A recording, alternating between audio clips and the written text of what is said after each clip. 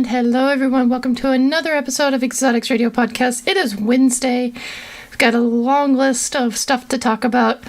One of them being our favorite little guest, our youngest guest ever on the show. In the almost 2 years that I've been doing this, he would make it literally the youngest of all the guests on.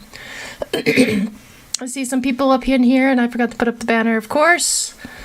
Oh my goodness, I can't believe I just did that. There we go. There we go. Got the banner up now. Yay. Well, we've got a list of music today. We're going to be... something I haven't played yet. I have not played Electric Swing.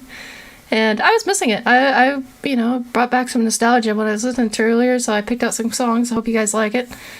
But we do have the youngest guest by the name of Ben's Pets. I know many of you know of him, but if you haven't, definitely go check out his channel. It's Ben's Pets. That's as simple as it gets. Very informative kid. I'm really looking forward to this interview tonight. So anyways, and for those that are in the chat, thank you so much for being here. I want to give everybody a quick shout out. Give Scott's Animal Adventures, Creepy Crawly UK, Mark the Spider Guy, and I believe that's all that showed up so far, which is perfectly fine. That's great. If you want your shout out, just hit the chat button and say something. Try to give you guys some good shout out. There's Ben. And even John Downs. Welcome. It's good to see everybody. Thank you so much for being here. We'll try to get Ben on. While Ben comes on, I'm going to play some music. You guys know what we do here. Mix a little bit of music with some great knowledge. Alright, so first time coming up.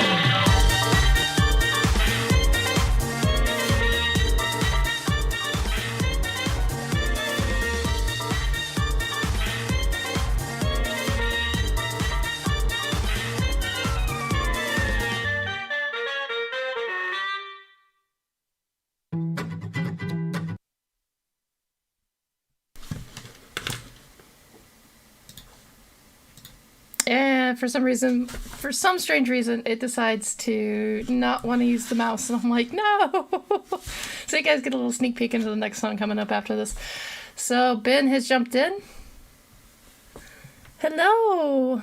I see JNS Inverts. What's going on? Hello. Hello. Hold on.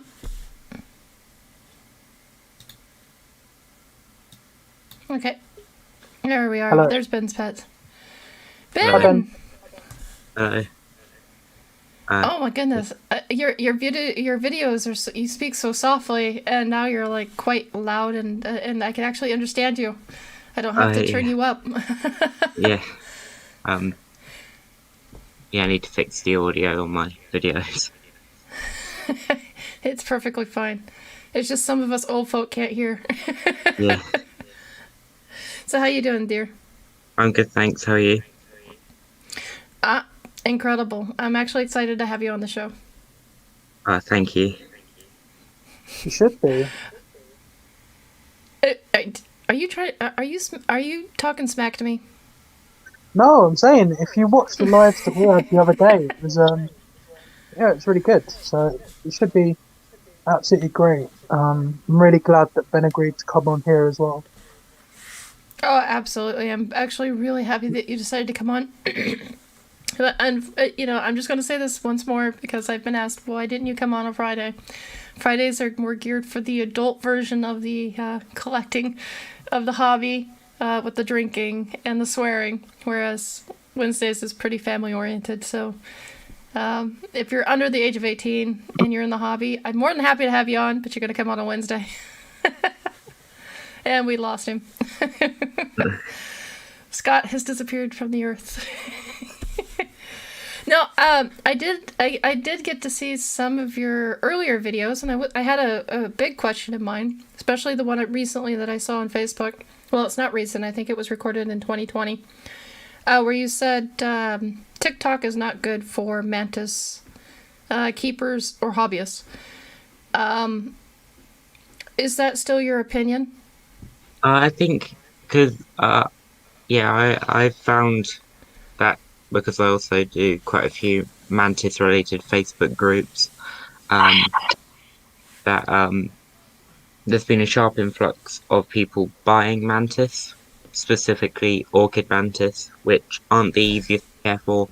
And I think now that people have actually got them, they're starting to realize that these are actual animals that they need to care for. So they're keeping them slightly better now, but I still don't think it's a good thing because a lot of people are still um, impulse buying them. And so they're basically getting them for clout on TikTok. Is that what you're saying? Yeah, basically. Oh, that's And actually pretty sad. a lot of people who actually want orchid mantis because they like keeping them, they're familiar with the species, can't actually get them because everywhere's sold out. So in your opinion, what would be a good starter mantis? Um, I'd say giant Asian mantis, which is Horodula membrantia, any of that genus Horodula, Sphodromantis, which are the African mantis, uh, those mantis. I think really anything can be a beginner mantis so long as you do the research. Oh, see, that's good advice right there. That's excellent. Anything can be beginner. The only thing that really can't be a beginner is beetles, isopods, and tarantulas. So far that I've come across, and this is just my experience. In the inverts, I know centipedes don't make very good beginners. Or certain species don't. Especially the gosh, I can't think of the name of it right now. The really Scolopendra big, dahani or the subspinates. I Oh think it's yeah, the big red one with the bright yeah, yellow legs. yeah. The Yeah, so Dahani, centipedes very rare. Definitely do not make good. Definitely do not make good beginners. and I know from yeah, I know from experience. And of course, I don't believe they're a good beginner invert in general because of the fact that they're just escape artists.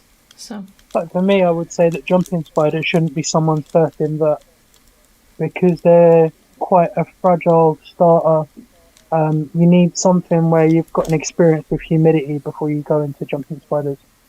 I know for me, I think I'm oversimplifying it with my Regius, but I think jumping spiders and centipedes and these more interesting inverts that Ben specializes in, they can all be a beginner invert, but a lot of it comes from our experience with the reptiles and knowing the humidity. So I always think that go for something that doesn't require humidity, get experience, then go for a hardy humidity species that requires the humidity but won't suffer from fluctuations, and then go from there. Yeah. No, sorry, go ahead. Building on from Scott's point, most of the mantis species I've talked about before, the beginner species, don't really care about humidity as much, but as say the orchid mantis, but other invertebrates that certainly applies to as well, like tarantulas such as Aphonopelma chalcodes. They're super easy compared to if you were to start with an avicularia species, which from what I've seen, people tend to struggle with humidity and ventilation. Yeah, I was going to say one of the reasons why I will refuse to ever own an AVIC of any sort is because of the humidity issue in my room right now. Especially when it gets really warm. It's like a desert in here. It becomes very arid. And, that's when I have to pump up, I have to turn on both my humidifiers, water them on a daily basis, and they're still drying out by the end of the day. It can get, how can I say this? There's a lot of species I want but cannot have because of where I live and my limitations. And I think when it comes to TikTok and other social medias, I think people tend to forget that. They want what's pretty, they want what's easy to care for, but you also have to understand what you're limited to as well. I just wanted to add that, sorry. I mean, a baby savannah monitor is nice and small and very, very cute, but when it gets to 4 foot plus, you've got a different beast on your hands. A savannah will definitely hurt you if you poke the bear a little too much. TikTok, you've also got like your celebrity influencers that get away with sticking jewels on bearded dragons' heads and stuff. So I think if you ever want advice, go to social media, but find the specialist. Like come on to the pioneering groups that I run, come on to Ben's Mantis group, Scott's Invert Pets Worldwide, stuff like that, because you'll get people that know what they're talking about there. You won't get the gas of, look at this beautiful animal, you can do all this with it, but it will probably die. I'm going to stop you right there because a lot of people getting in the hobby don't know where to go. And my biggest thing is to avoid all forms. When you're a beginner, avoid all forms. Because you always get, well, I kept them for 20 plus years, I know what I'm talking about. You'll always hit that ego. Leave the forums alone. If you go to groups, then you get a lot more of a mix. But the thing is, people don't know which groups are good. Because there are some groups that are littered pretty badly with egos and people's sensitive feelings when it comes to care. They're like, this is the way you do it. And basically, if you argue with me, you're wrong. What I'm saying is there are good groups out there, and to find them you have to find good keepers, and I think YouTube is actually a really good way of finding good keepers. I mean, look at Ben. If I wanted to start taking care of moths, mantis, or even the little beetle, well, they're not really little, they look like, well, what is the name of those beetles anyways? The black and white ones with the little bit of yellow marking. Oh yeah, Mechanarrhina torquata ugandensis, the giant flower beetle. The giant flower beetle, thank you. Yeah. But I was saying, if I really wanted to get into those, I would go to Ben. And it just takes Googling it, not Googling it, but looking it up in a YouTube search. You can find a lot of good keepers in the search. A lot. Tom Moran for tarantulas and such. Even with YouTube, if you look up a lot of species, you still get like the European-American divide, especially with with inverts as well, like with your millipedes and that. Half the millipede videos will be unsuitable for a setup, but it's still labelled as a setup because they'll put about 4 inches of substrate with an Archispirostreptus gigas, the African train, when actually, if you talk to people like Tony and other experienced keepers, they need sort of 10 to 12 up to even, at best case, like 15 inches plus of substrate. So YouTube is great, but it's also dangerous if you follow the wrong people. So like with reptiles and That's that, why. a Go ahead. controversial thing would be glass tubs and heat mats and stuff. And a lot of reptile YouTubers are still pushing heat mats to people. Oh, don't And get me started on the one gal. I yeah, refuse to say any names on my show, but there's one that really irks me. Don't even get me started. But the thing is, as Ben was saying in some of his videos, no, Ben, you were talking about do your research. You can actually nip all of that in the bud for all of the poor information with good research. My point is to find good groups. And to find good groups, you can actually find them on YouTube. hmm. Or So, even just the volume of research. Never go to one site, always go to like 5 to 10 at least.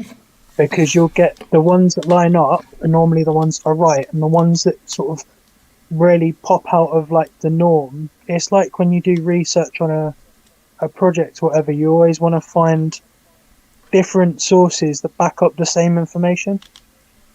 mm-hmm. So that way you don't get what seems to be a really good piece of advice and then find out it's actually from a really rubbish place and is completely wrong to what the standard is. So when you research, don't just go to like one place that you think is reputable, because it's quite often that you'll find um, a really nice looking site with absolutely useless information on. And I'm sure Ben's probably seen quite a few of those with like mantises and the kind of things that he's kept, because they're so specialist. You'll get your standard people selling all manner of things and they'll think they know what they're talking about, and then you find the No, experts and they have a poorer site but better info. Ben, I got a question. Have you run into situations like that? Yeah, I mean, especially with centipedes, like you can look in multiple different areas. Some species can be really easy to keep. It's just finding information on that species in particular. And even with the species, you've got to research into the correct color form as well, because Hmm. the Scolopendra Oh, dahani, cherry red is completely different in care, um, to an orange leg dahani. I have to agree with that. The thing is, I refuse to keep centipedes, especially after my run in with the one. I absolutely refuse. They just, when you get bit by one, you realize, oh, pardon me, you realize what you're really in for. In the worst case scenario. In other words, the worst case scenario has happened, and you're wallowing in pain, and it was not something I ever wanted to run into. Having said that, now you did say you had a female Streptopelma calceatum, Yeah, correct? I have a yeah. male. He hasn't eaten in almost 7 months. Um, Um, at the end of this month, which is in a few days, yeah, 7 months. is he Um, mature? Yes, like I said, he hasn't eaten. The thing is, it was so funny when you're like, well, they don't hook out. I'm like, that's so true. But he's Yeah. withering away. The thing is, what's driving him nuts is because I have a. I don't know if it's the scent of another male near, or if it's the fact that Izzy just may be sexed wrong. Because Izzy hasn't hooked out at all. Izzy is almost a full size bigger than the mature Regalis that I own. And Izzy is pushing 4 years. So I don't know. Izzy, oh, let me back up. Izzy is a Posiotheria Regalis. He's my baby. But I've sexed him twice and I've saw nothing. So it could either I've sexed him too early or I don't know. I really don't know. So either it's the fact that Izzy's near and Izzy might be just to be a girl, or it could be just a male that's nearby. I don't know. I don't know what's driving him nuts, but at night, he won't sit like he used to. He used to hide, and no, this is before he stopped eating. And probably about 3 months ago, he started to come out almost every night. Yeah. So, there was something going around a couple of years ago, where a immature male of Phonopelma chalcodes was trying to mate with um a mature male, and you're doing that to get a free meal, basically. I'm not entirely sure how that works interspecies wise, but yeah, it wouldn't be the first time of males trying to mate with males in spiders, I don't think. So is that kind of like, is that like with other, like with birds and stuff, where your mating ritual, etc., and that can also be used as a means of benefit in a parasitic kind of situation, I guess, where I know with a lot of like the birds of paradise, they'll flash the immature side of it, and they'll flash as if they're female, and then they'll get courted, etc., and that with all this ceremony, they'll get something out of it, and then they'll fly away because they're male. I don't quite know how to explain it better than that. Yeah, I don't think except so. rather Go than ahead. learning how to dance like bird of paradise, the immature male just wants to eat the mature male.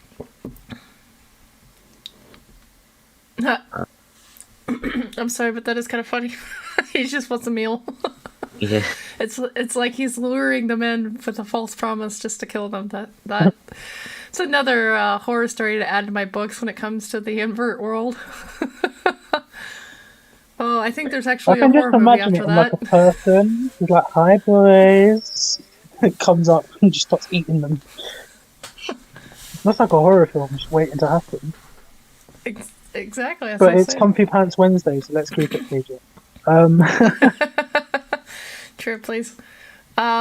So no, I've got a question for you. How big is your collection, Ben? um, It's actually pretty small at the moment. I've only got two adult spiders at the moment. My Summer Pair Minia female, and then my Stromatopelma female. Got three centipedes, um, four beetle species, four millipede species, uh, six snakes, three white tree frogs, a leopard gecko, a crested gecko, two mourning geckos, some assassin bugs, multiple species of moths, three My mantis collection's species. quite small. I like how he just says my collection's quite small, and he starts rattling off a zoo. It The is, thing is, because they're different species, if yeah, he said I've got like 20 tarantulas, people would be like, "Oh, that's reasonable." But because he's got like 20 different species, it sounds big. It's like with me. yeah. It's But the thing is, go ahead. Sorry, I didn't mean to interrupt you.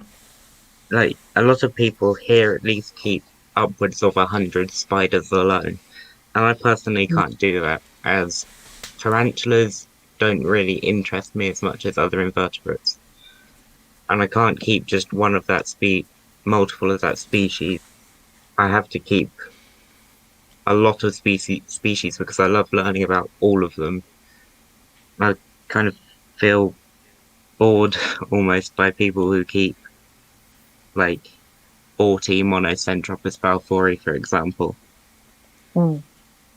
It's like in reptiles, people that keep just corn snakes. Yeah, they're all lovely different colours, but it's the same snake. Yeah, That's exactly. why I've got three different species, because I'd rather have a selection of species and have that variation than be comfortable with what I've got and just get different colours. But it's everyone's preference, isn't it?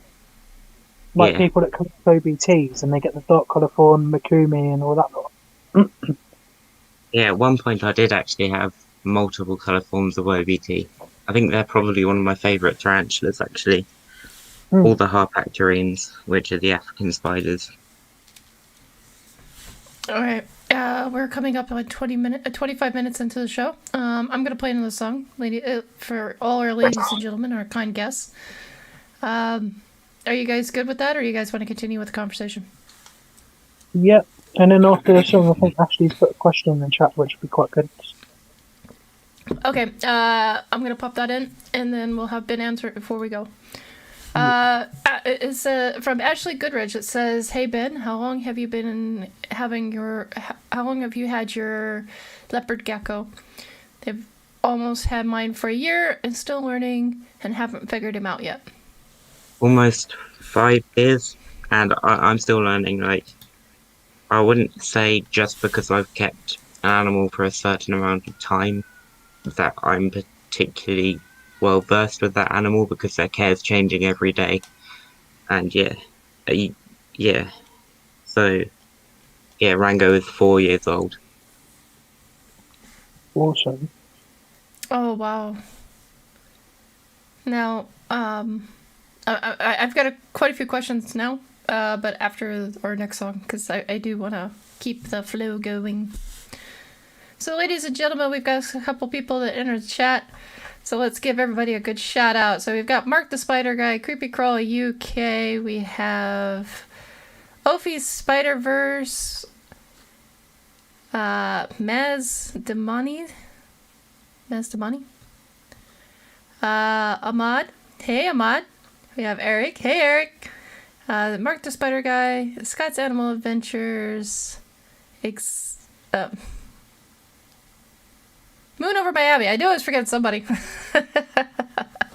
All right, everybody. Got our next song coming up. So, hey, sit tight. We got more coming.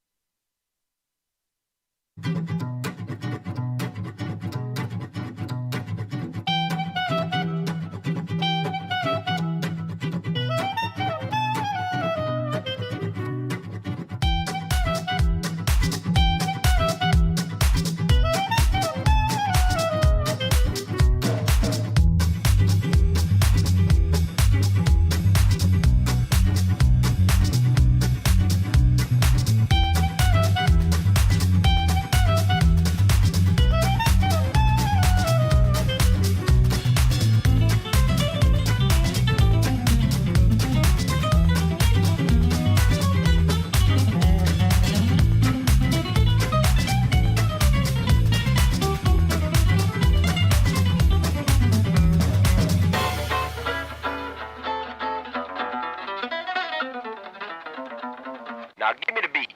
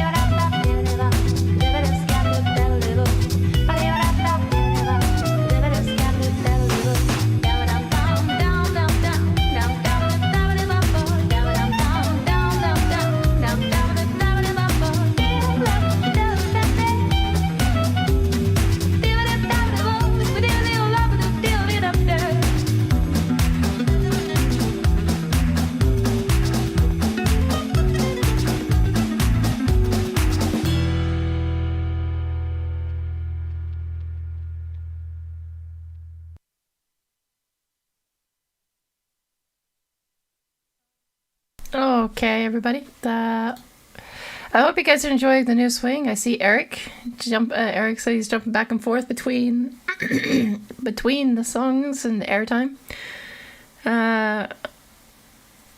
Awesome. Unfortunately, I have not been able to make it to the Old Man's podcast or much over on Podbean. Kind of trying to get everything ready here, especially for Friday's face reveal.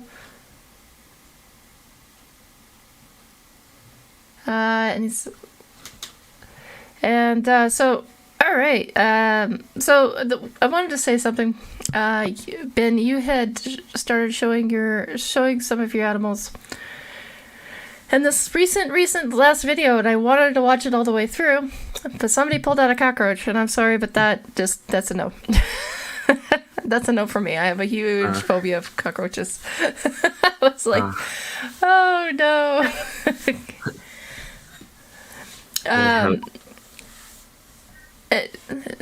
I just wanted to point that out before I forgot because I knew I was going to forget to hit on that point. But the next part of it is about about geckos.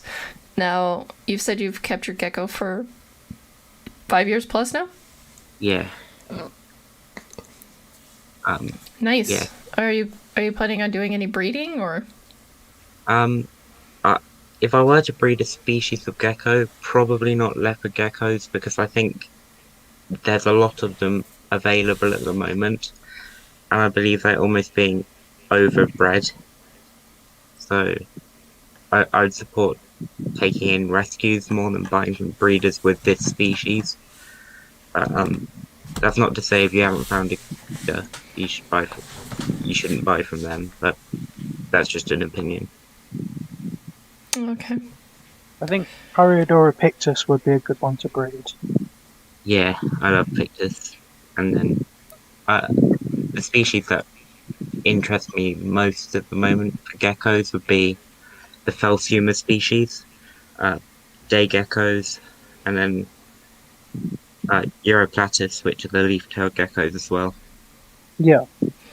Now, am I correct in thinking that Sunglow is also a leopard gecko, but a version of it, or is that a complete different species? Sorry, what? I'm just wondering if the Sunglow is a color version of the leopard gecko, or is that a complete different species? I think it's a morph. I'm not really too well versed with leopard gecko morphs. Okay, so it is a leopard gecko of sorts, in other words. The only leopard gecko species differences that I know that you've got the Ublo. Hang on, I'll find it and then I'll get it right because I need to pronounce it right. So you've got Eublepharus macularius, but then there is also another species in the hobby that is a subspecies of leopard gecko, and I'm just trying to find the Eublepharus macularius montanus, and the montanus is it's a subspecies as far as I know, but that's the only other one that I've seen in the hobby. I've seen the Iranian leopard gecko, which is Eublepharus angramanu. I'm not entirely sure how to pronounce that, but they're stunning as well.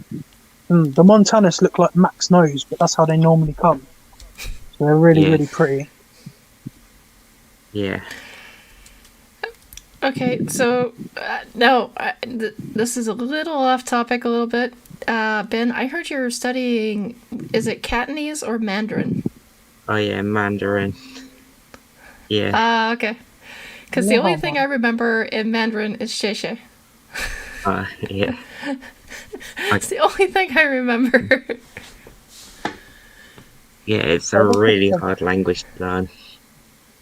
Is there a reason why you're trying to learn it? Not really. It's Makes just ordering takeaway. Pardon? It makes ordering the takeaway easier. Yeah. Oh. No, what's the real reason? What's the real reason you're trying to learn this? I have. It just interested me more than other languages offered at school. And it's also pretty good business-wise if you learn Mandarin, apparently, as it's not really offered in many schools or other areas here. Are you going to get a work field? Are you looking to get a working? Are you looking to work in the field of entomology or herpetology? I would like to work in entomology, specifically with Lepidoptera, which are butterflies and moths, and then also Coleoptera, which are beetles. And now, are you thinking of going to, I think it's South America for the beetle? I can't think of the name of it. Hercules beetles, Dynastes, Yeah, Hercules. I thought Hercules was Japanese. No, that would be uh that's um the Japanese rhino beetle, which is Trixo something Diochamatus. But yeah, they're super cool as well. They're bred for fighting in Japan. Yeah, I heard that there's an exhibit in Japan where you walk in, and it's a free to touch exhibit. They just don't want you picking up the animals, so you can touch them and pet them, but you can put your hand down and let them crawl on you, but you can't pick them up. They don't want you to hurt the beetle. But you walk in and they have various different types and species, and basically they just ask you to watch your step pretty much, and to and of course they set up these beautiful exhibits of plants where they feel more comfortable to be in, and it's just a really great experience. I really want to go. I think that's probably on one of my bucket lists to do. Yeah. Now, is there anything? No, go ahead.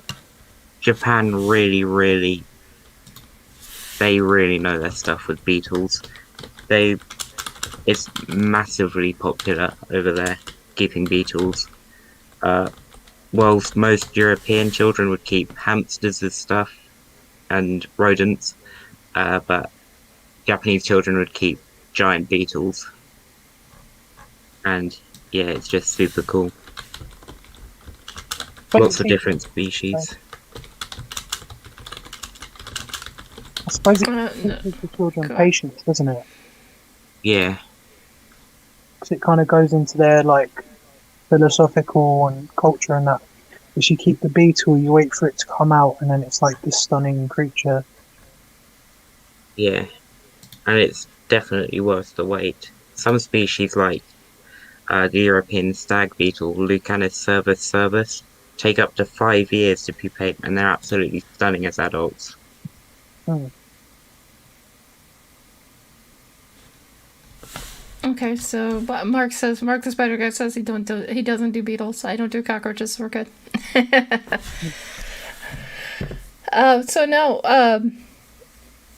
okay. So I know this is going to sound redundant, but if you could pick one beetle to study for the rest of your life, which one would it be? Probably the Egyptian predatory beetle, Anthea sexmaculata. Their life cycle is just fascinating. So they lay eggs in ant colonies, and then the eggs hatch, and this specific ant species raises that egg, and when they emerge as adults, they're absolute killing machines. They eat anything that moves, pretty much. The name literally means sex maculata means six-spotted, and then Anthea means bucktooth. So the name means six-spotted bucktooth. So yeah, it means they are predators through and through. They're in the family Carabidae, which are all predatory beetles, and they just eat anything. No, I'm looking at pictures of them. So basically, from my understanding, they trick the ants into raising them and then eat the home of basically eat the foster parents. Yeah. And in captivity, not many people breed them because it's incredibly hard to do so because you need a specific ant species. But they're very popular for actual keepers. So loads of people will import loads of wild-caught adults and keep them. They can live up to 3 years as adults in captivity, which is pretty good for a beetle. And then they'll feed them any sort of live food. They'll eat anything. So now, can they become invasive for other territories? Have they become invasive to other territories? I'm not sure. They require a specific species of ant, so I doubt it. Um, they, yeah, specific species of ant only really found in Egypt, where they're from, and parts of northern Africa. Okay. So they can't really they can't really become a uh, N- they can't really invade like places like Europe or Northern Europe. And But I'm wondering if no, they could northern Europe is be way too invasive. cold for them as well. Oh, I'm kind of wondering if they would be able to invade like the South American region, Central American region areas because of Uh, the it heat. depends. It depends if the ant species has invaded as well, and wherever the ants are, you'll probably find predatory beetles. Okay. Um,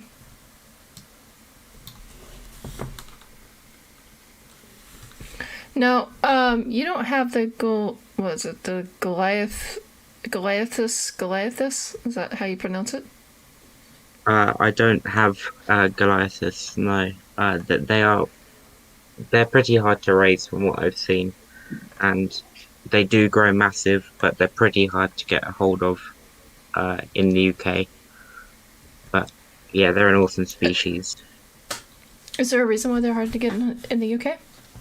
Just because before people really started captive breeding them, um, a bunch of people imported loads of wild caught, not realizing that how hard they can be to raise young from young grubs, and then they just kind of died, and they're becoming more rare in their natural habitat due to overcollection. And because we didn't have that stable of a breeding population here in the UK anyway, it just kind of flopped. Oh, I'm sorry to hear it because they look so interesting. Not to mention they are also the heaviest of the beetles. The Guinness World Record of holding the heaviest, not the biggest. The biggest would go to the Hercules, but the Yeah, heaviest would go to them.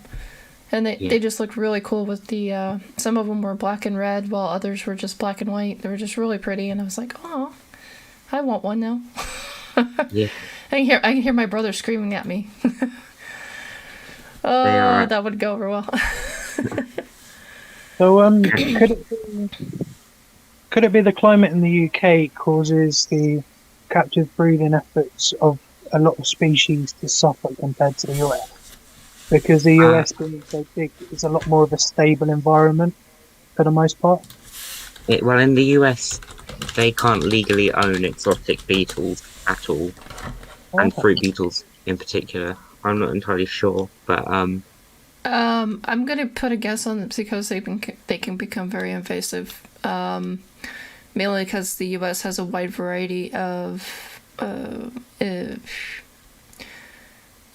environment, but I'm trying to think of the word for environment. For climates. Various different climates that allow them to basically just breed like wildfire. Take Florida for example. What's going on there? They've been battling invasive species after invasive species after invasive species.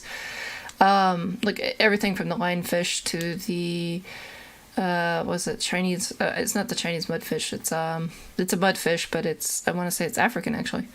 Don't quote me on that one. That one I haven't done my research on that one. And then look at what to the different boas, pythons, and now believe it or not, they're having issues with people stealing and selling alligators and dwindling their numbers down again. So Haven't they got an it's issue with invasive tarantulas as well? Or is that a different place in America? uh, I But believe that's Texas. It's either Texas or Arizona. I think that's where they're having their issues. um, Florida, there was rumors of a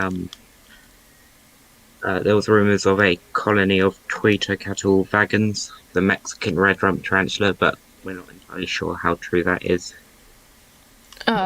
I don't think that's very true. And here's why. they have caiman that would feed on them quite frequently. It depends. For example, sea wagons naturally live on embankments. Caiman are really only concentrated in the Everglades or down in southern Florida, whilst the wagons, I think, were found in somewhere near Orlando, but I'm not. As I said, I wasn't entirely sure. Would polar I- carriers possibly invade the Everglades and sort of areas like that, like the swampy, humid? I don't think so. They're, for one, they're chaotic weather. Number two, they have huge weather drops in temperature and then back up again. I don't think the tarantula would survive it. And there's also the laws surrounding the ownership of Poecilotheria anyway. Oh yeah, no, Florida's very strict. Believe it or not, they're not even allowed to have roaches shipped to Florida. Feeder roaches, they're not allowed to have them. Okay. Just because they're so easy to become invasive. Now, I want to give a shout out to Bug Roams. Sam says hello. Oh, hey, Sam. Sam is watching you, Ben. Yeah. Oh, we've got Jerimie as well. Yeah. Oh. Oh, there's Jeremy's Wild World as well. Holy cow. Wow. Everybody's starting to pile in. Hey, Jeremy, how's it going? I totally missed it. People were Jeremy's sneaking funny. in. I People actually were sneaking in. I'm got missing everybody. Oh, go ahead. I got my scorpions from Jerimie, my Silenus and my Spinnaker. Yeah, and Jerimie also has some of my favourite species of mantis, the Cynomantis denticulata, the glass mantis, and they're really weird because when they hit the subadult stage, they need almost sort of a hibernation period, otherwise they won't molt to adulthood. They're also almost completely clear, which is really strange, but they're gorgeous mantis. Maybe Jeremy and or Sam would like to come and say hi to Ben, my youngest interviewer. I'm actually. I want to say thank you, Ben, so much for being patient with me on this one. Yeah, This thank is you not for going having as me. this is not my normal way of doing things. He may be your youngest, but I'd argue he's one of your most knowledgeable. I'm not arguing that. If you're gonna argue with yourself. He is I mean, incredible, especially Ben- for Ben, how old are you? I'm 15. So you're a 15-year-old learning one of the most complicated languages in the world. Yeah. Yeah. On And- top of that, Really? you're It's like they're just normal names. well. Think about how we are. I mean, especially any tarantula keeper would know the scientific term, the common term, and can rattle off just as much as he can. And he just said that's not where his interests are. His interests are in the beetles, and in the moths. Which, by the way, I'm going to ask you a bit later on how to take care of moths, because the way you kept them, the way in the one video with the cocoons. Now, do you raise them for caterpillar, or do you just go and buy the cocoons? Those ones I bought as cocoons purely because the caterpillar stage of that particular species is really boring and I'm kind of impatient. But others I raise from eggs, and yeah. All right. I'm gonna put this in the invite. So I'm trying to get Jeremy and or Sam on. Yeah, There's- if they there's want to the jump invite, on, guys. if they want to jump on and you prefer it that we don't have all 5 spaces up, I'm happy to go into the chat and engage through there, because I think it'll be a really great opportunity for everyone to sort of have a forum. Oh, you can stay. I've had 5 people on before. It's just really hard on my internet. But somebody's watching a movie at the moment, so If we get shouldn't be issues, a problem. then I'll If just do that. we get issues, I'm sticking my head out the door and screaming at a certain person that I live with. I refuse to acknowledge him at the moment. To tell him to stop streaming. Brothers, you can't live with him. You can't live without him. Just saying. How's your cat? I'm sorry. Say again. How's your cat? He's doing okay. I'm not Keep too forgetting his sure name. if Ben is familiar, but Ben, I have a cat who Ah, basically is allergic to everything and anything. His body overreacts and then thinks it's being invaded, and even the smallest break in the skin will set it off to think it's 100% under attack, and then will overload the system and keep the histamine instead of getting rid of it, and then eat away at its own skin. So it gets pretty nasty. And what this little twerp did, he ate a bee. And that's been a roller coaster. He looks like he's just gotten ate up by a dog. He's so bad right now. But unfortunately, I live in a country that you actually have to have an infection before you get any antibiotics, whether it be an animal or human. And so we're doing everything we can to ensure that he doesn't get a skin infection. And he's doing pretty well. He's chewing on his siblings. He was running amok the other day. So yeah, he's back to his personality wise. He's back to normal. Skin wise, that's a whole different story. Sam says he'll be on in a moment. Go ahead. The irony is, you've got a hypoallergenic cat that's basically the best species for anyone allergic to cats, that's then allergic to everything else. And I was talking to Ashley about it, and she was just... I had to explain it a couple of times because it's such an extreme situation. The cat that Yep. can't give you any allergies is allergic to everything else. It's mad. But he's Which so is- cute. Like, honestly, out of any cat, like, I'd choose him over any... Like, he's just adorable. I'm halfway tempted to ship him to you some nights, especially when he keeps opening doors. But yeah, as I was saying, Sam will be on in a moment. And still trying to get a certain Jerimie to come on. Oh, Jerimie's going to come on. He's going to grab his headphones.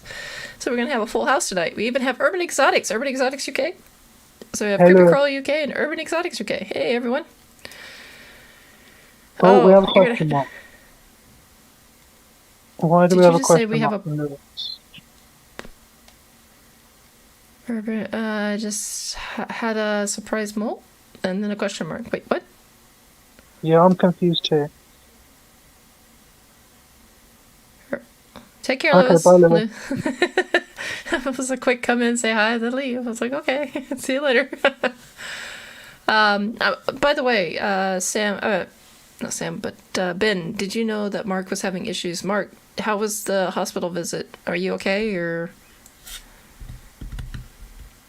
I saw that you went to the doctor. I hope his eye is okay. Ashley's Yeah, like, Mark poor kitty. mentioned in the chat before we were online. I asked him earlier, and he said everything was good. So, from the sounds of it, he's all okay. That's good. All right, so while we wait for everybody to come on, we are 52 minutes into the interview. You okay, Ben? You hanging in Yeah. there? Yeah. But I'm going to ask you a bunch of questions about your moths because, yeah, that looked like there was so much fun. I was thinking of getting moths for my tarantulas to feed them, and I'm like, but they're too pretty to do that. I'm like, I can't do that. Oh, I was like, well, but then you pull out these big, beautiful babies, and I'm like, okay, I'm gonna have to ask him about those. So when we get back, I'll have to ask you about that. You have any questions or statements you want to talk about, Scott, before I hit the play button? I just wanted to say to anyone who's confused about my new avatar, the only reason it's JNS inverts is because I recently made the logo for my iSpot side of stuff. So I figured I'd put it on. Not trying to sell anything, but I just want to know people's opinions. So if people tell me what they think of the new logo, that'd be great. But that's the only thing I really. Honestly, I like it better than the last one. Hey, Jeremy. Hey guys. Hey, Jeremy. Hey. Is my audio alright? I've been using my headphones, my AirPods, and the audio's not been great in some podcasts before. Audio is perfect.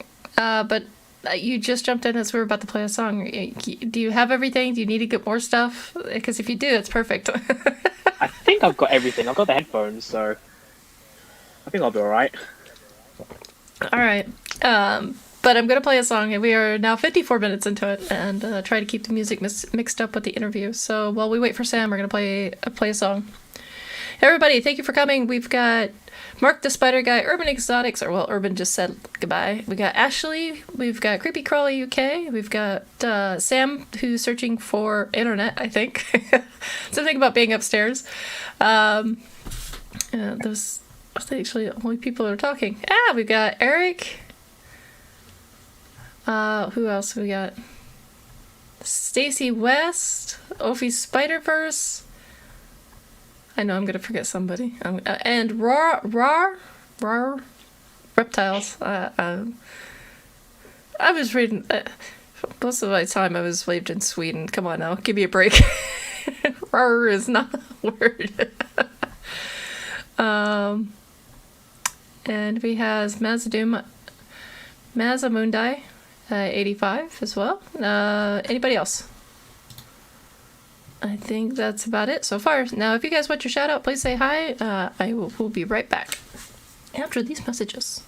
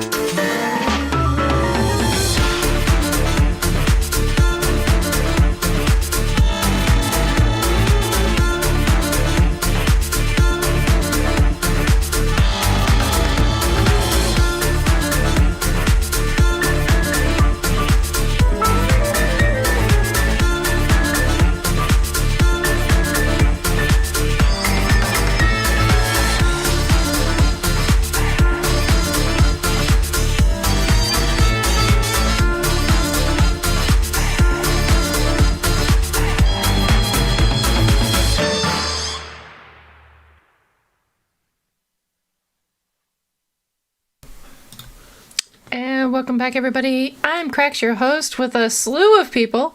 Now, since we do have so many people on, I would like to keep it one at a time. Don't try to walk over each other. And keep it, of course, PG. It is Comfy Pets Friends Day. So, welcome to the show, everybody. Hello. Hey, thanks for having me on. No, thank you, both of you. Thank you for being on. I feel so happy right now. I have Ben, who is like the walking encyclopedia of everything invert, and then I have some of the two most experienced keepers when it comes to both mantis as well as centipede, scorpion, and of course tarantula. And then of course I have the isopod guy over there in the corner as well. So it's nice to be a wealth of knowledge passed on. I'm happy. I'm not 100% It's been a while since I sure. jumped on a podcast, so it's quite nice to be in. Go ahead, Sam. Right, yeah, I'm not sure if this will hold because I've got a dodgy signal up here. But No. Is your internet inside of an Exoterra, as Mark has suggested? no, it just doesn't hold very well higher up in my house. But I kind of need to be up here. I've got a house inspection tomorrow, so I've got to tidy up and make the animal room look decent. So, Ooh. So, if I remember correctly, your landlord is from Australia coming down to do a full house inspection, correct? yes, although he's not down himself at the moment, but the agency who are kind of allowing us to have this place on his behalf, they'll be coming in and checking.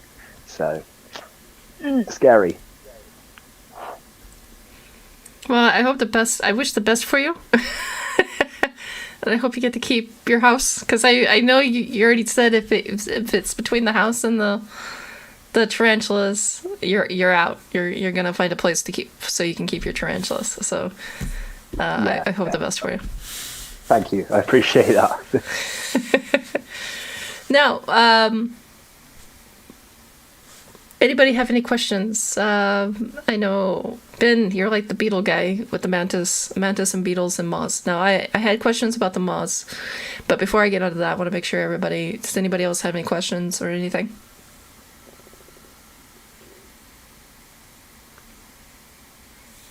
Awkward silence. I'll take that as a no.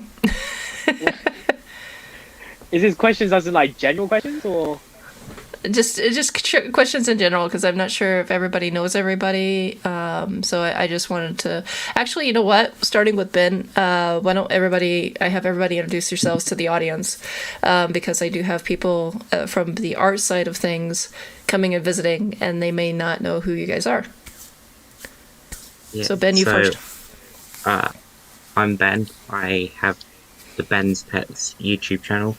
I try to cover all invertebrates from giant centipedes to moths and butterflies. I try to make informative videos on them and talk about current things going on in the hobby, the invertebrate keeping hobby, that is. And yeah, I don't really know what else to say. All right, Scott, you're next. Yeah, so I'm Scott's Animal Adventures. I kind of specialise in isopods in terms of invert keeping, but I'm also going into scorpions a lot now. So recently I've kind of obtained about 6 species of scorpions, planning on more. I'm loving them all. They're really great. Other than that, assassin bugs and mantises I'm kind of getting into. Moving away from millipedes. I started with bumblebees, and I'm keeping the bumblebees, but the other millipedes, like the giant species and that, I find they're quite temperamental, and the fossorial nature of them doesn't really appeal to me, so that's something I'm kind of not going to continue with. But hopefully there'll be more mantis content coming out soon, and I do YouTube, Instagram, and you can find me on a number of my pioneering Facebook groups. So yeah, that's me, just a normal guy with a slew of bugs. Sam?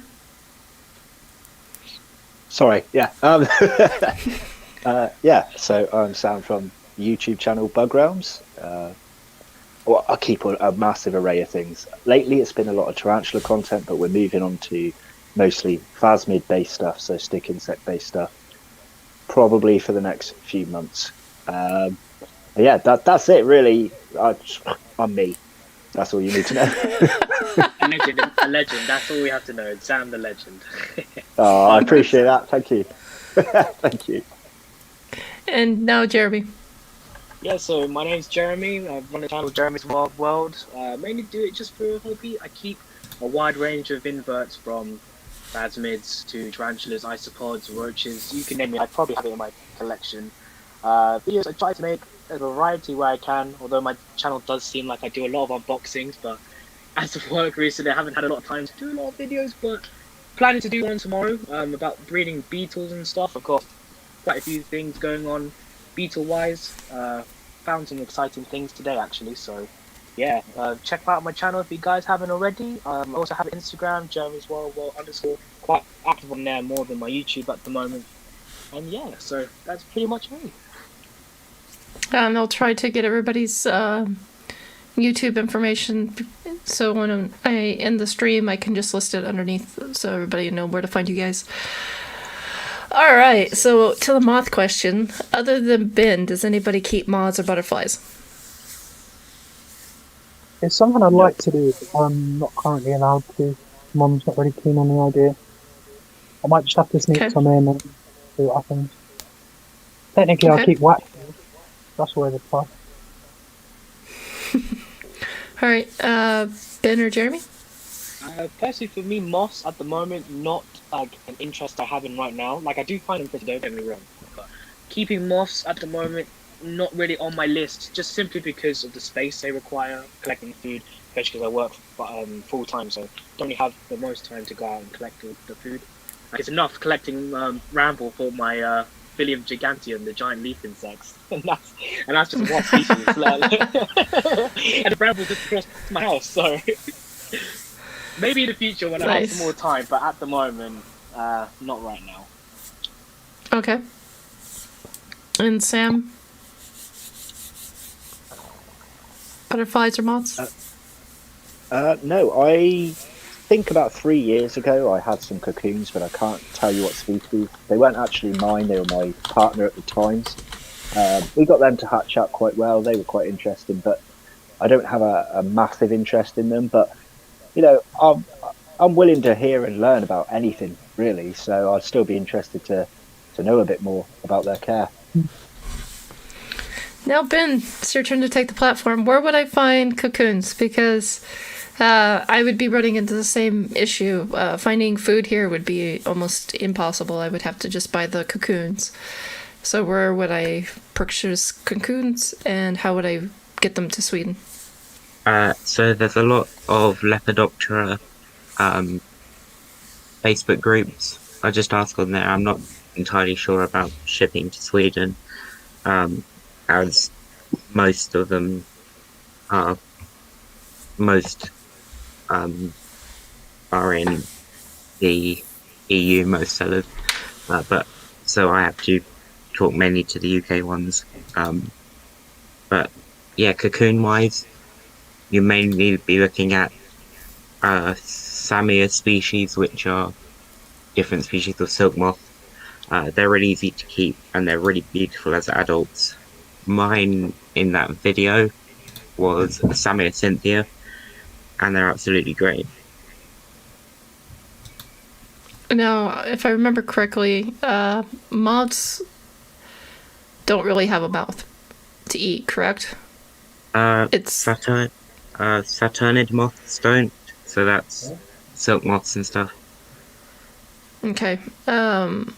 But butterflies and what other moths will be able to eat?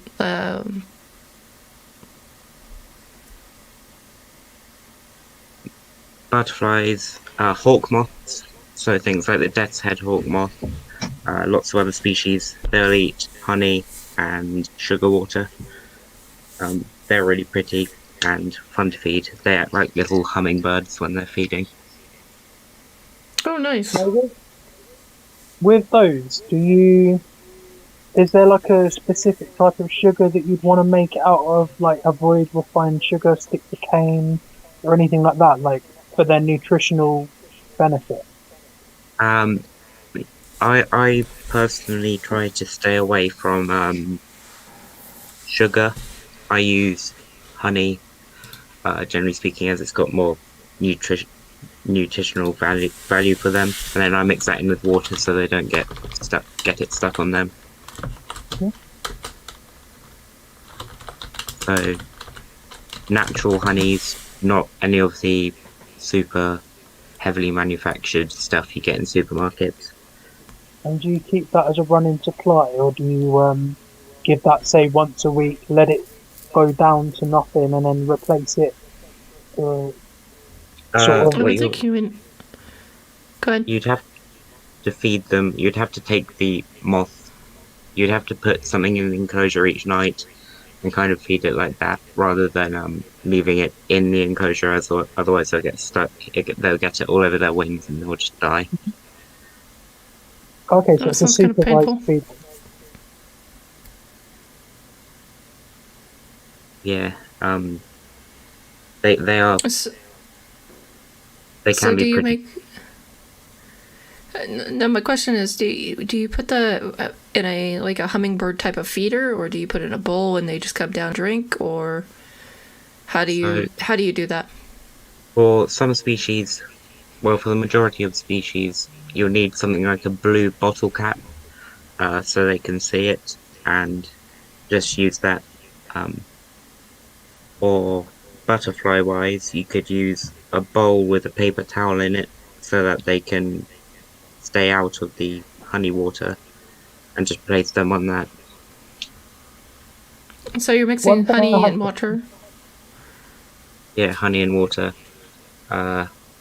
What is the One ratio? part, 1 part honey to 3 parts water. Okay. So, Do you have a detailed video on this on your YouTube? not at the moment, as I'm still pretty new to those species and I haven't kept them in a while. So, Okay. So Now I've seen you in also Butterfly keep. House. Sorry. Okay, so you also keep mantis, right? yeah, I've got um, uh, ghost mantis, which is a Philocrania paradoxa. I've got Pseudempusa pinnivoponus, which is a peacock mantis, and then I've also got can't remember Creobota elongata, which is the Indian flower mantis. But in the past, I've kept Danuria barbose, which is a species from Africa not commonly seen. I've kept Odontomantis micans, which is an ant mimicking species. I've kept Okay. orchids. I've kept violin mantis, which is Gondylus gondylioides, and then I've kept giant Australian mantis and giant Asians, which are Herodula majestula and Herodula. So yeah, Now, isn't it the giant Asian that's invaded Australia? Or not Australia, but New Zealand? I'm not entirely sure. I haven't really looked into uh, that species, whether invasive really. But yeah, that's going to be something for me to read into later. Okay. Do you guys know the other two down there that are remaining very quiet? My bad. I'm just trying not to interrupt conversations. No problem. I appreciate that, by the way. Yeah, no problem. No problem. But yeah, if you want to know, about the. Oh, sorry, Ben. Go on. if you want to know anything about mantis related stuff, I would go to Jerimie. He's really knowledgeable. Yeah, feel free to ask any questions that you have on. Okay. Just a heads up, Yeah. Jerimie. Just a heads up. You're breaking up a little bit when you it's speak. Definitely my AirPods. 1 second. Let me see if I can fix it somehow. Okay. Sam, do you I know can find if my it's wired headphones somewhere. Sam, do you know if it's the giant Asian that's invading New Zealand at the moment? I actually have no idea. I haven't been looking into anything that's going on in the world really for a while, so it's all work, sleep, parenting, and editing for me. Yeah. I've actually I did hear something about this. It was Myomantis caphra. I can't really remember the scientific the common name, but they're great. They're great little mantis. I think they're parthenogenetic, but they're crossbreed. They're trying the males of the native species, which is the New Zealand mantis, Orthodera novazelandae, something like that. But the males of the native species are becoming attracted to the female of the invasive species. So it's kind of like our situation in the UK with the Scottish wildcats, how they're into breeding with the domestic tabby. But yeah, they're so basically they're crossbreeding, which isn't great. No, they're saying in New Zealand. They're saying that there's a large, the male of the New Zealand praying mantids are lured to their death by the invading females. But they don't say which mantis is invading. They're not talking about which one it is. So I'm trying to figure out which one is doing the invading. Yeah, I mean, lots of different mantis species are attracted to females of different species. For example, Mantis religiosa, which is the European mantis, have been found crossbreeding with Stagmomantis limbata, which is the Carolina mantis in North America. So wait, hold on. So they're crossbreeding with here in Europe, out in the wild? No. So Mantis religiosa is also found in the United States. The European mantis is a really bad name for it because they're found on every continent apart from Antarctica. I won't be surprised if they're found there even. Oh, I would be surprised if there's cockroaches in Antarctica. We just haven't discovered them yet. But okay, I get a better picture of it now. For someone with phobia of cockroaches, we're really mentioning them today. Hey, I'm working on my fear. Leave me alone. It all started because I watched Ben's videos trying to brush up on some of his stuff that before he came on, and of course at the end of one of his videos, his recent one, there happens to be a cockroach at the end, and I'm like, no. My dominoes don't even look like actual roaches. Can we stop talking about roaches right now? Okay. He's like, whatever. He's good. You give me a lot of lip today. I see how it is. So no, at this point I wanted to ask: are you back, Jerimie, or are you still? Yeah, looking? I'm just gonna try and go without headphones because I can't find my headphones to save my life. My AirPods are not doing me any justice right now. So, how does it sound any better? A bit. It was in the beginning. It was like you would sound normal, and then there would be a few crackles where it would speed up the speech because it sounded like it was trying to lag, and then it'd be normal again. In the washing machine. Did you think that was a good idea? It wasn't intentional. My joggers went in the wash, and I forgot I had them in there. I just come downstairs and see them just sitting in front of my washing machine. So, Jerimie, how's the Arizonensis doing? The Arizonensis is doing good. So I actually got the blonde morph of the Arizonensis now as well. So I've got normal, a little scorpling, and then how do you pronounce the scientific again? I can't remember, but the Yeah, I'm gonna stop you there. It's not actually a morph, it's actually a different subspecies.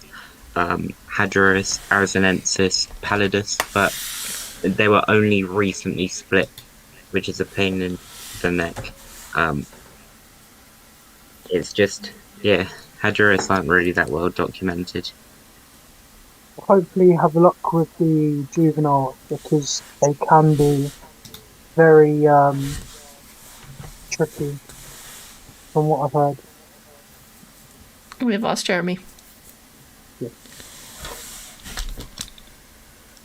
Now, what about this? I'm gonna ask a certain someone real quick, because I know he's probably peacefully having I don't know what happened there. My bad. Just kicked me out. Thanks, Wi-Fi. At least you were able to get back in. Now, Sam, what about the stick insect? I heard that there was on the Asian stick insect. The really big one is now a threatened species. Which species was it? It's like super big in Asian. I have to hold on one second. Have you found any more donated ones, Sam? I know you went looking a few months ago. No, I haven't this year. Last year there were babies on the same bush, but I decided to leave them. This year I haven't gone back to the same place because it was right by a work colleague's house.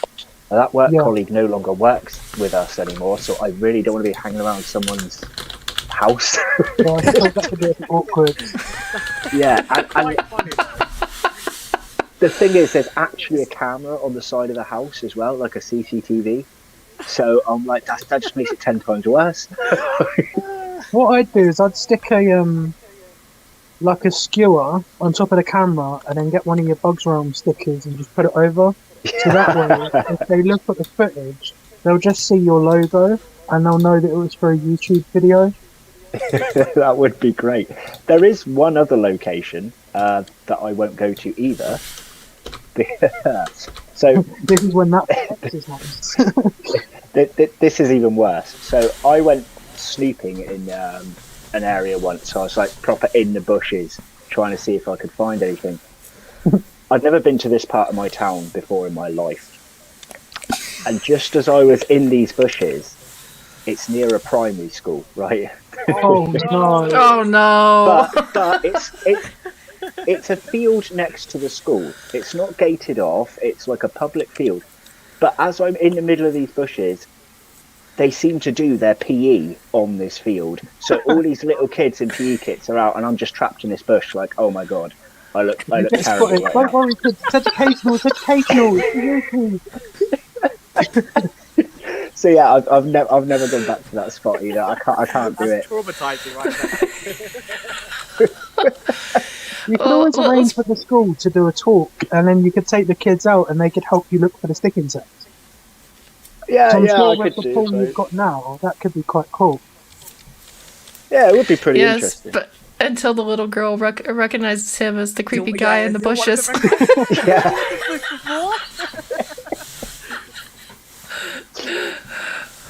But Sam, I put the name of the sticked insect in the chat. Oh, let me have a little look. I'm on my phone, so I have to Brightelius click. australis. Oh, right. I don't actually know anything about them. I'm not going to lie to you. Give me 1 second. okay. I'm going to see if this is going to ring a bell to me. Give me 2 moments.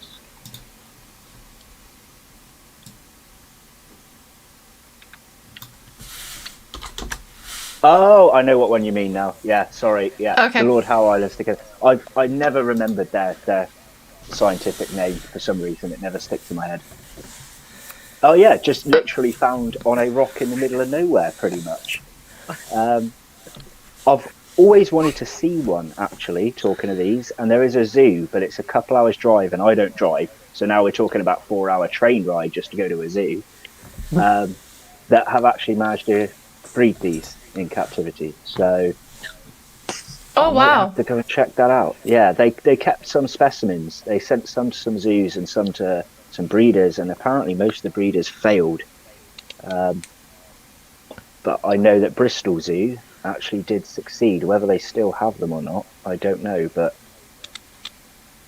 yeah, No, the funny story about these, they were believed to be extinct, and then, if I remember correctly, they were found again, and then so they were put on the critically endangered list.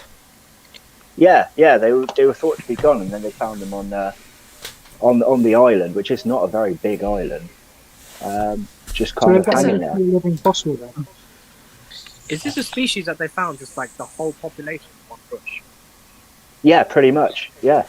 I haven't watched the documentary for a long time, but they're worth watching on YouTube. I'm gonna have to watch that again when I get off of this. Yeah, I remember hearing about that. If you can, Sam, can you send me the link on Facebook? Yeah, sure. Awesome. And while we're talking about zoos, hopefully when regulations get a bit more permittal, I'll be able to go to Shepworth Wildlife Park and meet up with Phil Barber from the YouTube channel. Oh, come on. It skipped my mind. He's Bugs Phil on Instagram, and I believe his YouTube is something like incredible inverts and other animals, I believe. So I might be able to go behind the scenes with him because he's actually a keeper there. Awesome. Oh, wow. Wow. That'd be super, super cool. No, but I'm good. This is to all four of you. This is my question to all four of you. Actually, three of you, because I know Sam is, or not Sam, but Scott's gonna. Or I think I already know Scott's answer. There was a subject brought up last night because I peeked in on Scott's Invert's channel for a brief moment, and talking about zoos. Have you guys ever walked into a zoo and thought I could do better than that? Or have you walked into the zoo and go, okay, this is how it should be? Yeah. Yes. Yeah. Yes. Just yes. I mean, Yes. No need to when my explain. daughter, Yes.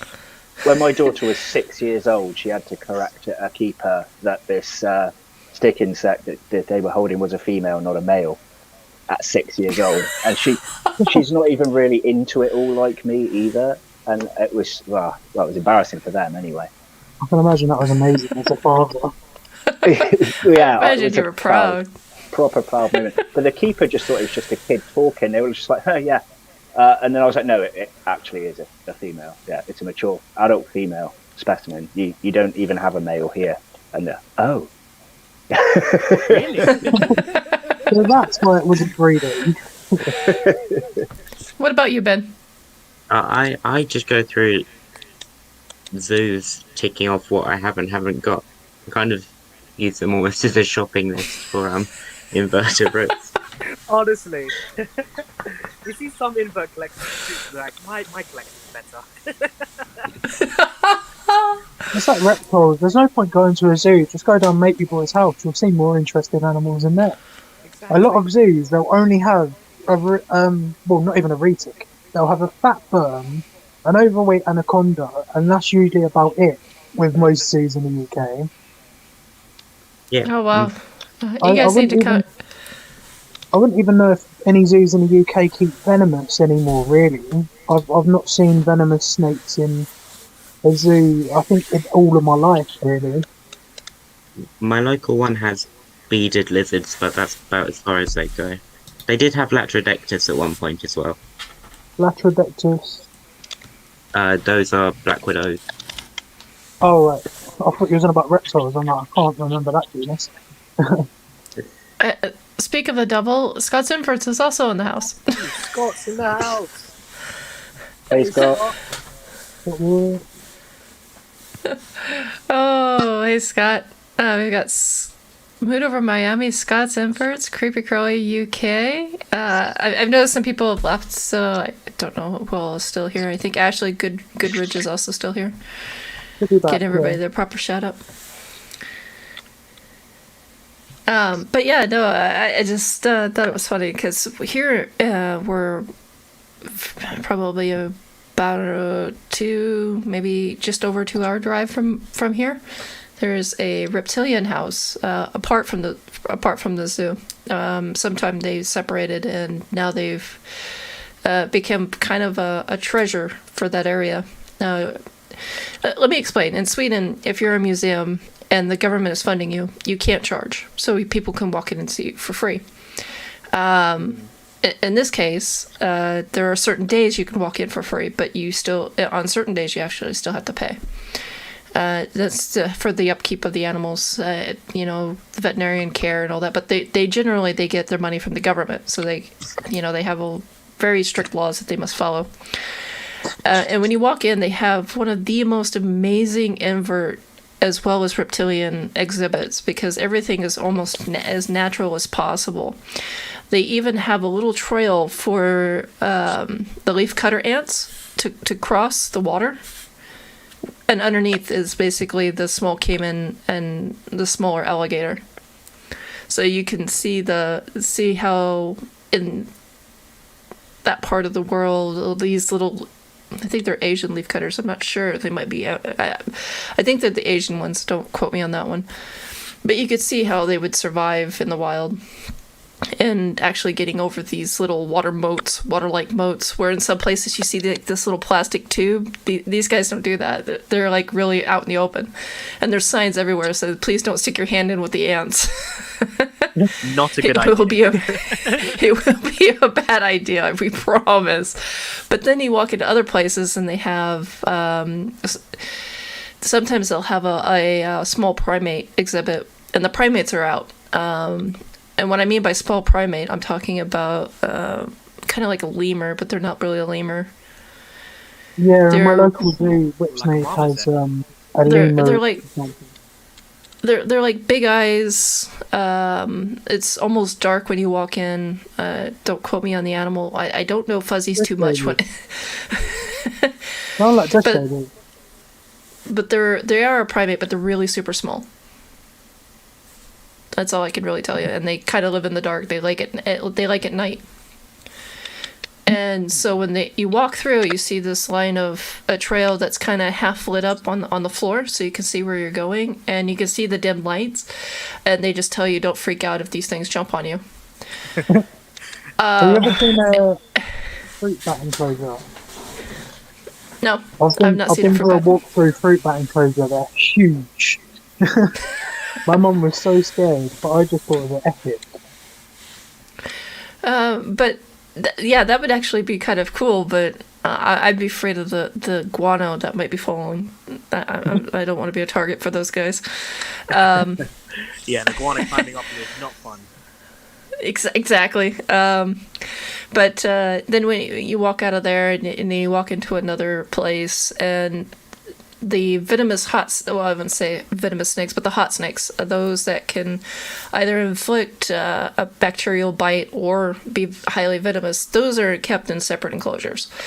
But then you have like the alligator one where there's alligator turtles and these actually fairly good sized alligators that are kept very well.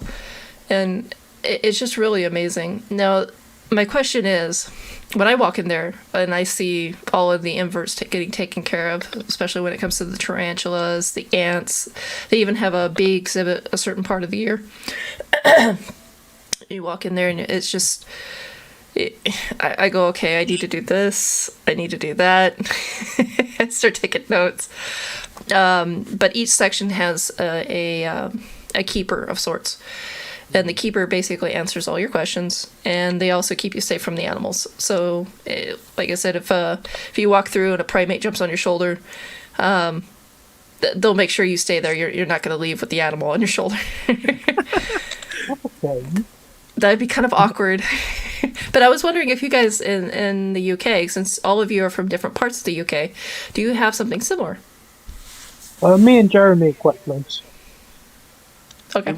It would be nice. Like, I would say like my college, because the college I went to, they have a zoo license, so we got to work with quite a few exotic animals. Like we had a zoo's lemurs, we had marmosets, meerkats, all that kind of stuff. It was quite cool, but like an actual facility, like open to the public, like I don't think we have anything apart from zoos near us, which is a shame. I don't think Brits could be trusted with that kind of thing. They're bringing a beer to the country. You have a point there, to be fair. Like,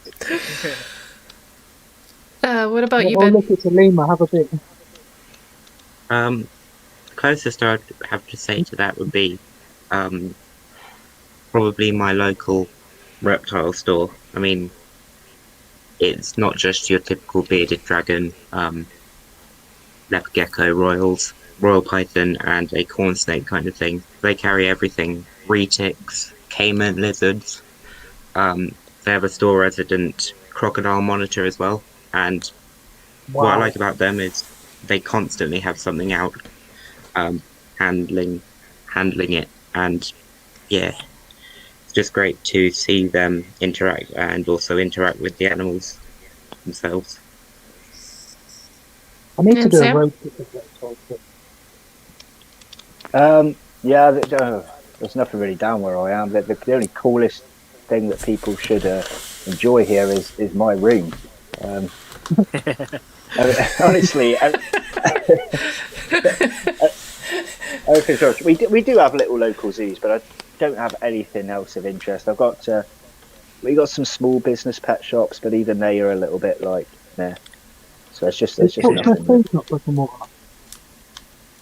What was that? Is Portsmouth Tarantulas not brick and mortar?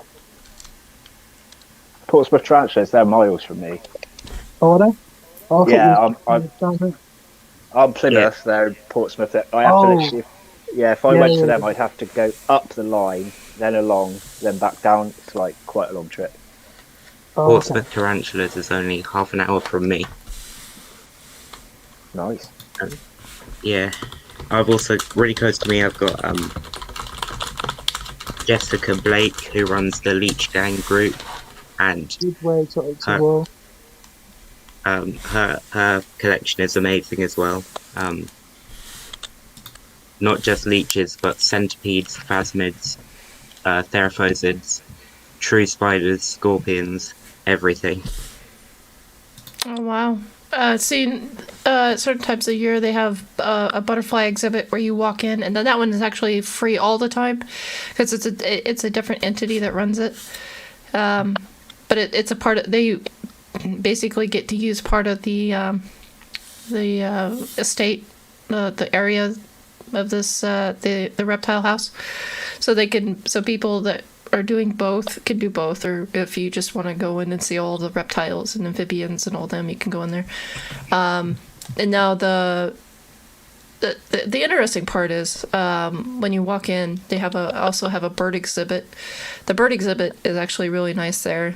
I don't really like it too much, probably because the idea of a large beak near my ear that can actually break into nutshells just terrifies me. I like my ears where they are, and I like to keep them there. But yeah, they actually tell you if you have like flashy earrings, you need to take them out, or they won't be responsible for any injury that may occur. Necklaces and stuff like that, bracelets, they tell you to kind of to hide it a little bit, so you're a little more aware of it. And then you can buy food, and you can sit there or not sit there, you stand there and you feed the birds. But the butterfly exhibit, that was actually really cool. I like that one. Because you walk in and it smells really nice. It smells sweet almost. Can't explain it, but it smells really good. You walk in and they just ask you don't move too fast, because the butterflies will be all over you within a few minutes. So you don't want to hurt the butterflies either. And it's just small stuff like this, and I'm like, are we like the only ones that have like programs set aside for that, or is other countries doing this? Because if other countries does this, it would be nice. Then you can kind of be like me, where I'm taking notes, like, okay, I need this, I need that. So what's the you can even ask them what's the temperature of the room, how do they keep the humidity up, what is their veterinarian, what veterinarian office they use, and that's kind of how I found out which veterinarian to use for me, because they moved places. They used to be part of the university, and they're no longer part of the university. They're actually a separate entity. So now that they're a total vet on their own, they're no longer training people there. They're just you just take your animals there now. So I thought it was actually pretty nice. Yeah, so when you guys are coming to Sweden? As soon as the lockdown stops here in the UK. Yeah. I'm so tired of it, honestly. June 21st, it's going to be great. Wait, is that their date that they're going to call it off now? That's what's planned. Knowing them, it'll probably end up being July. They always change. Or another year? Yeah. Oh. Always. Everything. Oh yeah, lockdown's going to be ending. Oh, new variant comes up. I like how Sam's just quietly vaping in the corner there. Yeah. I'm going to keep my comments to myself. We're not getting political in this podcast. No, let's keep it invert friendly. Actually, all I was thinking was if we don't open up, that means I can't go to the BTS show. If I can't go to the BTS show again, I'm going to have to just buy a massive order of animals that I probably can't even keep, just to keep me going. I know that's what I'm worried about with Doncasters. Like as soon as I go there, like I'm mainly going for the invert. I have no idea what I want to get, but I'll see something, but like, yeah, I'll get that. Sure, why not? Yeah, Jeremy, no. how do you get to Doncaster? Sorry? So is it? Go ahead. How do you get to Doncaster? I mean, I'm probably going to take the train. Okay. It's not too bad of a journey. I think it's like 2 and a bit hours. Yeah. I'll have to message you because where you're local, it'll probably be the same line. Because if I can get enough money together, it'll be cool. I mean, the tickets were like, I was going to go to like a show. What was the last show before lockdown officially started in January? What was that show again? Seas, Southeast Yeah, I was going to go Arachnid to show. there. Yeah, I was going to go to that show, and I was like, £70 for a ticket, I don't work. Yeah. That's. Oh, so what I'm hearing is, you guys should have been in Sweden, and that's just it. You guys should have been in Sweden. Oh, shit. We don't have DW. We don't have the DWA laws like you have there. We don't. We never really went into a lockdown. We went into buying restriction when it came to home medicines, but it wasn't that bad. And just a little bit of a spike hike in food products because of the import issue, and that was it. Well, that and some people like myself had lost work, but that's the company's doing. That's not what's going on. Yeah. You know, that it doesn't have anything to do with the C word. It has everything to do with company dealing and trying to make more money. So that's all I hear is it's like, okay, so another reason to be in Sweden. Okay. So I'll just tell my mom she's got a couple more kids in the UK. She needs to adopt everybody. My question is, if you guys lived in Sweden, what DWA animal would you jump on and get hold of? If the laws, etc., didn't apply, etc., so even if it's invasive and not allowed in Sweden, what DWA animal in the UK is like your dream animal that you wish you could keep? I've got so many.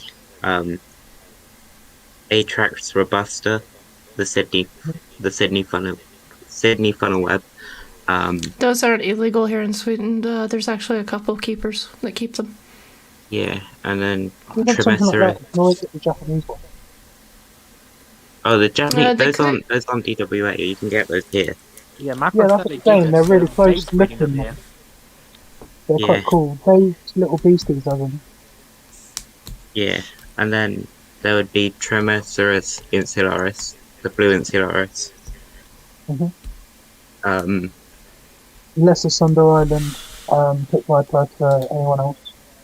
yeah. Monocled cobra is something I'd like, but I wouldn't trust myself with them at all. You would be surprised how many breeders breed cobras here in Sweden. They're actually they're actually a problem here in Sweden because there's people who buy them generally aren't of The how caliber. do I say this nicely? How do I say this nicely? You wouldn't take your mom to meet them kind of people. Those kinds of people. And generally they're seized. And since we have stringent laws about rehousing and selling of reptiles here in Sweden, they go to a shelter, and the shelter, you have to sign a paper saying that you'll never sell them. So they can kind of get through a loophole of rehousing the animal at your place. Yeah, it's a big deal. And if the animal is kept under a certain amount of time in the house, then the animal's destroyed, which is absolutely disheartening. But they don't want somebody of almost no experience getting a hold of one of these, even though they can go and buy one at a full price. It's still kind of becoming a problem here. But other than that, cobras are very legal to own here in Sweden. Yeah. I think I'd also get a cassowary as well. Just they're so prehistoric looking. And Yeah, you can't own those in Sweden. Those are I think there's kind of like on the endangered list. You can't really own those. yeah, I mean, then of course they're also from Australia as well, so you can't really get them even if they weren't endangered. Yeah, let me make something clear. Before the laws had kicked into saying you cannot export certain animals, that's how we got them in Sweden. I think it was 60s. I think it was either 60s or 70s. A law was passed about deportation of exotic animals, and that's when the Sydney Fuddle Web was, you can't. But we've already had breeders here, so it's very rare to get one. I'm just going to say that much, but you can get one. There is no law stating that you can't, as long as you can prove that it was captive bred and of either EU or Swedish born. We here we actually have a surprising amount of not cassowary breeders, rhea breeders, and emu breeders, because we can't own the common ostrich or cassowary because they're DWA. Yeah, rhea are nasty. I've worked with them. They are nasty. They're Yeah, not... all of those birds are like they are built to fight, basically. I'm just trying to give you water. Don't chase me around the field. Like, come on. Well, you got a little too close to the girl, or you got a little too close to the boy, or you gave it the wrong look, or you wore it with two chicks, which made it even worse. He was even more defensive. I'm like, I'm trying to fill your water up. Oh, that's funny.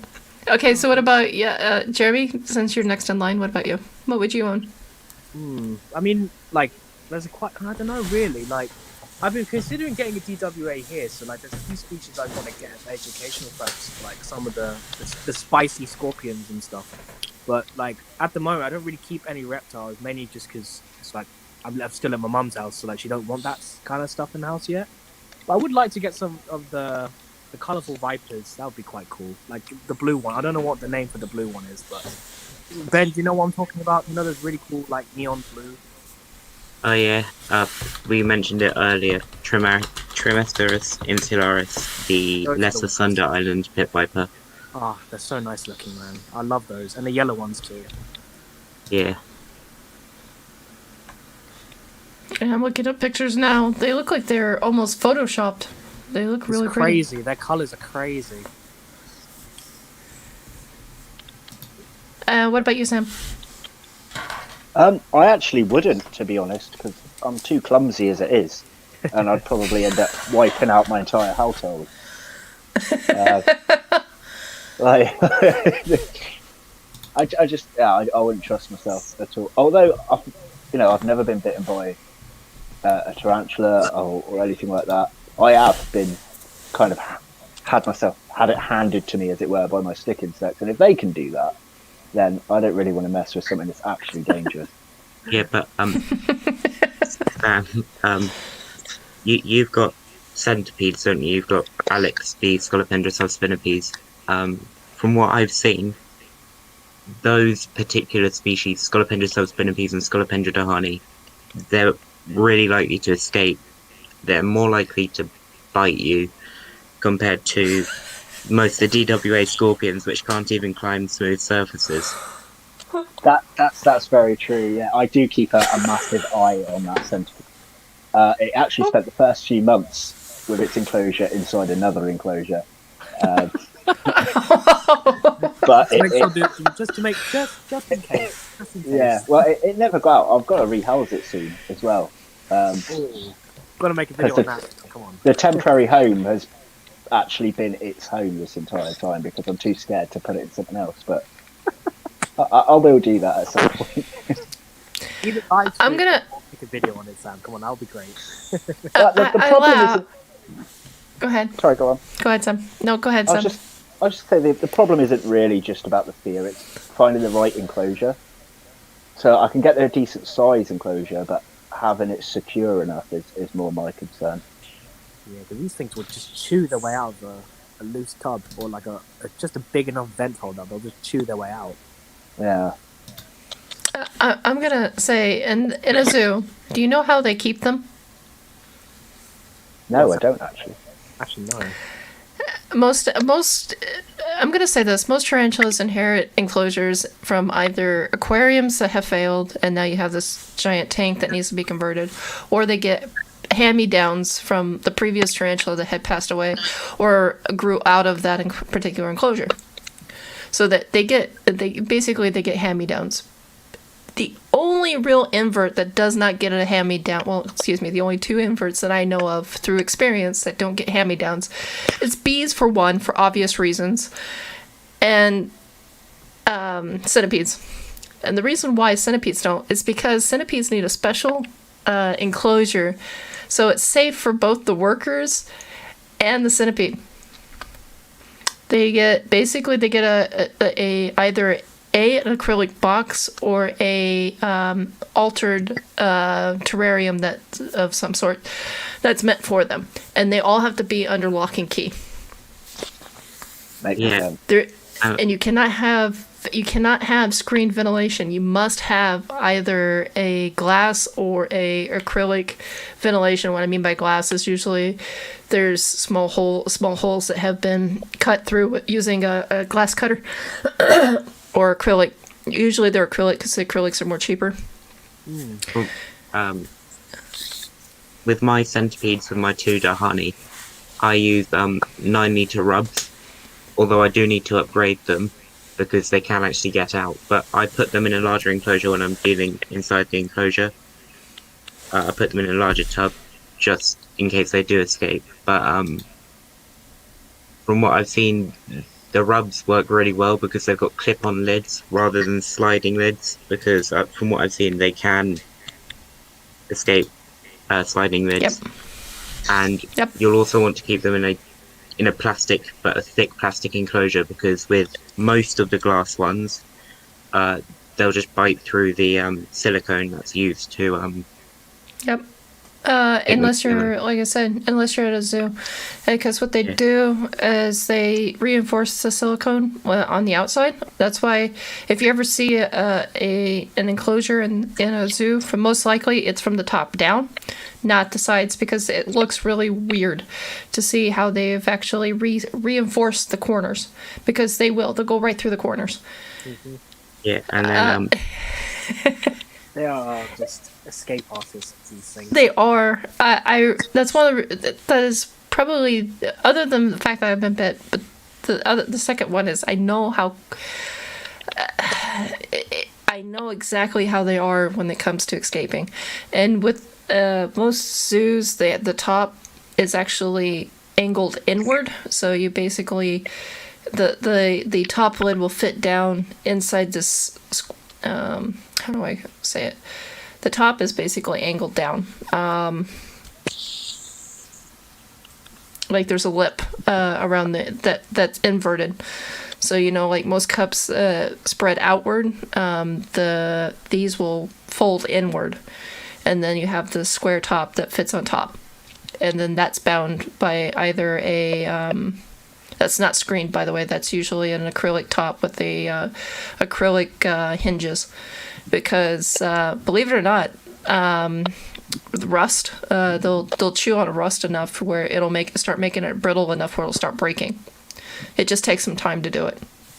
So metal will rust after exposure to water over periods of time, and they'll just work on it and work on it and work on it. Titanium will work. Titanium's a bit expensive. Or aluminium. Aluminium would probably be an alternative. They use. Go ahead. The number one mistake people do when getting into centipedes is automatically going for Scolopendra dahani or Scolopendra subspinipes. Most of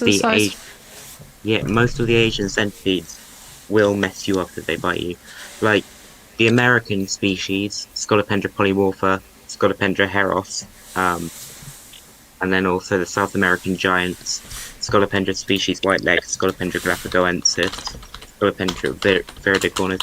They get a lot bigger. You'll have to spend a lot of money on those, other than the polymorpha, which is a smaller one. And they're all much better for beginners because although they're big, because although they're centipedes, their venom isn't that bad whatsoever compared to Scolopendra dahani. And So, then, would you say that then with centipedes you also get the New World Old World split? not necessarily, because the African species, which are the Ethmostigmus species, which is Ethmostigmus trigonopodus and Scolopendra morsitans, and then of course there's the European ones, Scolopendra dalmatica, Scolopendra cingulata. Those are really, really good for beginners as well. It's only really species from Southeast Asia you've got to worry about. Oh, okay. I find like the other thing with why people tend to go with the Dahani and the sensibilities first, because they're the ones that are more commonly available and are the ones that are more like cheaper price wise. Yeah, that's what I hate. That It's, and I'm gonna point out most people when they're getting into it, they're looking for a thrill, so they're looking for the size. Yeah, It's simply the size. just a big mean looking centipede for £40. Are they like the venom on it? Yep. Oh, Like, would you say that they're like the savannah monitor or like just monitor lizards in general of the invert world, where they're cheap so they're affordable, but they're really ill-fitting to newer and even like more experienced people? I would compare them more to the iguana.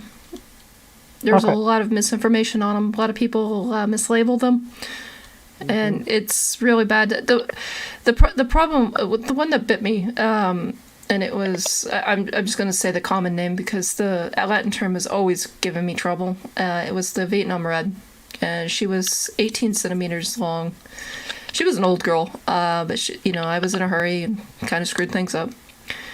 I own up to my mistakes, but the main thing that we found was that it was a big, giant, red, mean-looking centipede that was really cheap. So I want to say that they're usually compared to the iguana. I don't know. I may be showing my age here. I know Ben is too young for this, but does anybody remember when the iguana really became popular? When the movie stars started having them and showing them off, and so there was like this big explosion of wanting this small, cute lizard that most people didn't realize turned into very nasty, tempered, hit you with the tail every time they can. Large animals. I mean, these things were pretty large. Angry, I'm a 98 baby, so I wouldn't know. I saw the tail end of the iguana craze. Okay. What about you, Sam? Do you remember? No, but then I've never really been into them, if I'm honest. So I never really looked into any of it. So Okay. Yeah, no, it was Stefan Harp came over to say hi a little bit and then he left. But anyways, there was a long time. I think it was a good 7 or 8 years that these things were in popularity, and they were so the information on the care was so bad. But anyways, I want to compare them more to the iguana just because there was a lot of misinformation. There's a lot of misinformation on how to classify them when they're younger. People don't really understand how fast these things are. They really don't understand how quick they are to escape. We were talking last night. I think one of the safest ways to rehouse them would be inside a tub because of the smooth surface. They can't really get up a smooth surface, but I mean, if they can get a grip, they're going up it. I mean, that's how it's going to be. yeah, and also regarding, and there's so much misinformation just even taxonomically, because sort of 90% of what's sold as Scolopendra subspinipes is in fact Scolopendra dahani. Like, I went into I was looking online at some of the stores, and just by looking at the terminal legs in the pictures, you can tell what's dahani and what's spinipes. Yeah, no, and that's, yeah, I get kind of speechless, especially when it's like, you know, do your research. It's really not that hard to compare them, but I don't even think they realize that there's more out there than them, and I think that's really where the store falls flat. I mean, but when it comes to the centipedes, they really don't do the research at all. They just, everybody wants that mean, angry looking centipede and wants it cheap. Yeah. And that's the biggest problem. They see how big, like, they see the viral videos of, like, a species white leg, and they're like, oh, I need one. And they see the price tag, and they're like, oh, a bit too much. I'll go with a Dahani, why not? Same thing. Yep. And then they get a, they don't even get a Dahani. With a random Scolopenta species that they don't even know what it is. Exactly. Oh, and don't get me started on people trying to breed and not knowing what they have. Don't even get me started on that. Yeah, and that in the Manchester. I just want to say I've got to make a move, but it's been absolutely brilliant being on here. It's been an honour to actually have a conversation with you, Sam, and Jerimie, of course. Ben, it's been a pleasure again. I really enjoyed chatting with you the other day. And if anyone wants a similar sort of chat as we're having right now, you can join Scott Tasker and Bailey's Bug Blog with me tomorrow for our live stream. It'll be at 8 o'clock and we'll put some stuff up tomorrow. We'll get a thumbnail sorted and yeah, hopefully that'll be a good one too. But I'm going to call it a night, so thanks for having me on. See you later. Take care, buddy. Take care, Scott. yeah, bye, Scott. Bye. And no, I'm gonna ask Scott from Scott Inverts if he'd like to swing in. I know he's dying to. You know he is. We've got his favorite people on, so I'm gonna leave an invite for him. I can just hear Tara going after him though. Don't make too much noise. You'll wake up the baby. Oh, yeah, no, that's one thing that really just drives me nuts is when a store is trying to sell something and you walk in and you know it's not what it is. My biggest issue is when you mistake a hot species for something that's supposed to be safe to own. Great story. Do you guys have those stories? Oh, I have a fantastic story. I went to a local fish store, but they have like reptiles and stuff as well. And I was just browsing around, seeing what they had. I can't lie, I was staring at a Pac-Man frog for like about 30 minutes with my dad. But I was overhearing a conversation with a dad and his little daughter. They wanted to get a scorpion, and they had scorpion like bundles you could buy for, I think it's like £25. You get scorpion set up, hide, everything. And they were talking about Heterometrus, what was it? Selenus, which was originally Peter guy, but they changed it to Selenus. They dug around in the tub, and they were like, "Oh, we don't have any more Selenus. So what about one of these instead?" I think it was Heterometrus cyanus. And the dad asked, "What's the difference between the two?" And the store and the worker was like, "I think one of them's bred to be more blue." What? Yeah, they're like, oh no, they're not different species. One's just bred to be more blue, and they look more blue under a black light. Convinced the dad to buy a black light as well.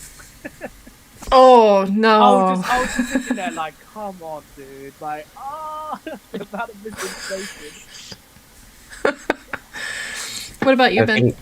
I think my go favourite ahead, one. son. This is one that's happened to me a few times. Well, yeah, it's happened to me twice. Jerimie will remember it, and Sam's probably heard of it. Oh, yes. So I bought Phidippus regius because I wanted a spider I could interact with, as you're not really meant to handle tarantulas. So I grab it out for the first time on a live stream with Jerimie. She jumps out and bites me on the hand. I didn't even do anything to her. That was such a good stream. Yeah. Oh no! You just Oh see my Ben. You just gosh! see Ben in the top right corner. Being like, oh guys, let me just get out the female jumper because he's brought her out before. On this is when I was like streaming quite a bit on my channel, and he's brought her out before, and he's like, oh, let me get the female. And I'm not gonna because you said keep it PG, so I'm not gonna say what he said. But he's like, she just bit me. And all of us couldn't believe it. And it just shows you, like, was it like around your wrist or your thumb? Which was the one? That one was around the wrist, and the other one was on the thumb. Yeah, he showed his wrist, and it's just like a red sweat. Oh, it's so good. And fun fact, I bred that same female, and she's sitting on 5 babies at the moment. Yeah. Oh no! Oh my gosh! She's been a darling to me. Yeah. Like my other two, I had 2 males at the time as well, and they were sweethearts. I didn't know why I didn't grab them out. He's just like, oh, no, big female. Oh, no, got bit. What about you, Sam? I don't really have any stories in relation to that I could think of off the top of my head. The only amusing thing that's happened with me was totally my own fault. Stick insect related again. Was so got the Urtulaika herculana. Right, they spray. I know they spray. I'm well aware of it. And anyway, they sprayed me in the hand. And everywhere online talks about how it's a peppermint smell. So I thought, yeah, go on then. Have a sniff of my own hand. Right. I tell you what, it's not a peppermint smell. It's burning hell in your nose. My eyes were streaming, absolutely streaming, and I'm like, kids own these, and I'm here practically crying. If that got me in the eye, it would have not been a pleasant experience at all. Think about what kind of peppermint that's. Yeah. I was kind of wondering what were they talking about? Maybe they were joking and somebody took the joke too serious? I don't know. It sounds horrible. I've seen it by like actual like professionals, but like the original people who bring them into culture and stuff. It's got a pepperminty smell, maybe from a distance, but not close up. I can tell you that. That's some bio-warfare going on right there. Yeah, they got cracking aim as well. Like they could have got me in the eye. Last week, I opened the enclosure and I saw this mature male looking at me like I'm going to mess you up. And his antenna were going. They do that when they're stressed. It vibrates like massively. And I knew he was about to do it, so I closed the door and bam, it's there on the acrylic. And it was quite a large patch. And I'm thinking, that's some juice right there. But it was right at my eye level. Like exactly at my eye on level. Facebook, Sam. Yeah, I put it on Facebook. Yeah. That's no, I could not. Knowing me, I would be too slow. My reaction would be too slow and would get me right in the face. Well, I'm going to rehouse them tomorrow after this inspection, so I'll film that if you like. Oh yes, film it, please. There's 12 adults in there. Oh, that's gonna be fun. Oh wow! Fireworks in there. Good luck. Let us. You should do a live. That way we can all grab the popcorn and just watch to our heart's content. Yeah, you can rehouse those facts, man. Rehouse the subsequent. There's no editing that out, Sam. If you squeal like a girl, you can't edit it out. Yeah, that's true. That's very true. Now, my instance of running into something that was dangerous, that was supposed to be, not so dangerous, was I saw a tarantula for sale that was supposed to be a Gramostole poker piece. Okay, and I take a look at it. It's a Hapalopelma minax. Oh my god. Yeah, completely different. How? Surely they must have just used an old label. No, they swore up and down that's what it was. No, that's not a poker piece. And he's just looking at them no. I was like, if you shine a light on the abdomen, you can see the pattern. It's fairly obvious. Like, come on, man. Yeah, no, they were. No, I was like, do you realize how bad of a mix-up were you just not paying attention? Did you buy it from somebody who had it mislabeled, maybe? Oh, no, we've been breeding these, so I know that's not what it... Okay. What kind of you have in your shop then? Jesus. Exactly. You shouldn't be handling tarantulas anyways if you don't want to get bit. And I'm sitting here saying you shouldn't. Like, come on, like grammar scholar polka peas is like a #1 recommendation for a beginner tarantula. So a beginner just exactly like that. It's like, oh, fun. To find a whole different world of pain on that one. My polka peas looks a bit different. Can you guys help me out with this? The abdomen's shaped and the head looks a little too big, and then of course a polka piece will actually get much bigger as time goes on. Why is it not getting so big? Why is it staying so small? I keep trying to feed it. Like I feed it all the time. Like, come on, guys, help me out, please. Well, has it got the why golden is mine legs? so mean? Yes or no?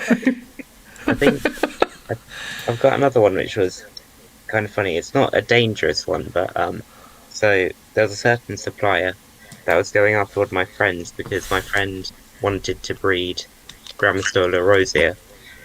And they said, you shouldn't do that, that's a waste of a male, leave it to someone more experienced. This same seller breed a species, which was... I can't remember their name now. The mini GBB ones, but he breeds that species, and he's wondering why he doesn't get an egg sac. Then 2 months later, his female hooks out. No, see, I can see that actually happening. Because, again, it took me almost 4 years to find out 2 of my tarantulas were actually female, because they just kept destroying the molts. It was just simple as that. They just kept destroying the molts. And the one actually isn't very brightly colored like she's supposed to be. So, you know how the Cambridgei, you guys, I've always called it Cambridgei, but Cambridgei.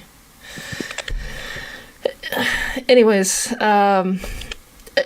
they're supposed to be very brightly like a green color, olive green color. The females are. Mine is more brown. I was like, sweetie, I'm sorry, but you did not turn out to be the prettiest, the prettiest one in the bunch. You'll love you all the same. Yeah, exactly. And then my Redonkus, she, for almost, I would say, until just last month, I just thought she would, was it the beginning of this month? No, it's last month. The end of last month, I realized that she was a she. Because, again, she would destroy all her molts, and then I would see a leg here, a leg there. As she's decorating the outer rim of her hide, she's, like, placing her little trophies. And it looks like she tore them apart just to make them look right. And she gets so mad that I would clean it all up. Go figure. But yeah, but that's the thing. I can understand the mistake on the male or female because that's something that happens often. But always make sure they're mature first before you try to do any type of breeding. Yeah. Make sure you have the specimens first. Keep them for like 4 or 5 years before you decide to breed them. Then you'll know. It's the rush at the moment, though, isn't it? Because the hobby is going so quickly, and everyone's wanting to cash in on breeding spiders. A lot of it's been rushed recently. I've been seeing. Yes, and also there's the big issue. How much can you get away with? Here's the problem. They're seeing an influx of people wanting to get into the hobby because of YouTube making it quite popular. I'm going to give YouTube the credit on that because of people like the Dark Den, Sam Inverts, Scott's Inverts, you, Ben. A lot of people have been going out and making their videos, and they're getting a lot of recognition.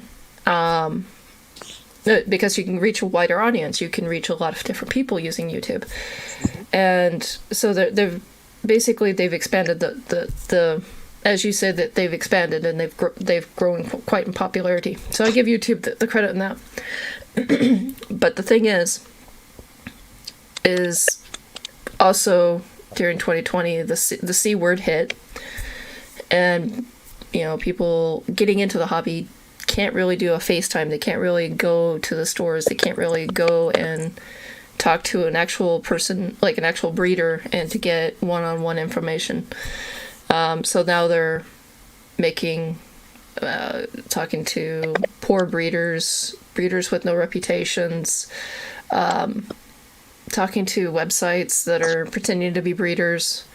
I was going to do, at the beginning of this year, I was going to do an episode on pet scams, because pet scams have now infiltrated, or not now, but more than ever have now infiltrated the invert scene. And because it is a I hate using this word, but it is a multi-billion-dollar industry. Tarantulas alone, no. Inverts alone, no. That's a multi-million-dollar industry. You can say multi-euro, dollar, whatever you want to call it. It is literal. I think it was US dollar that I was looking up.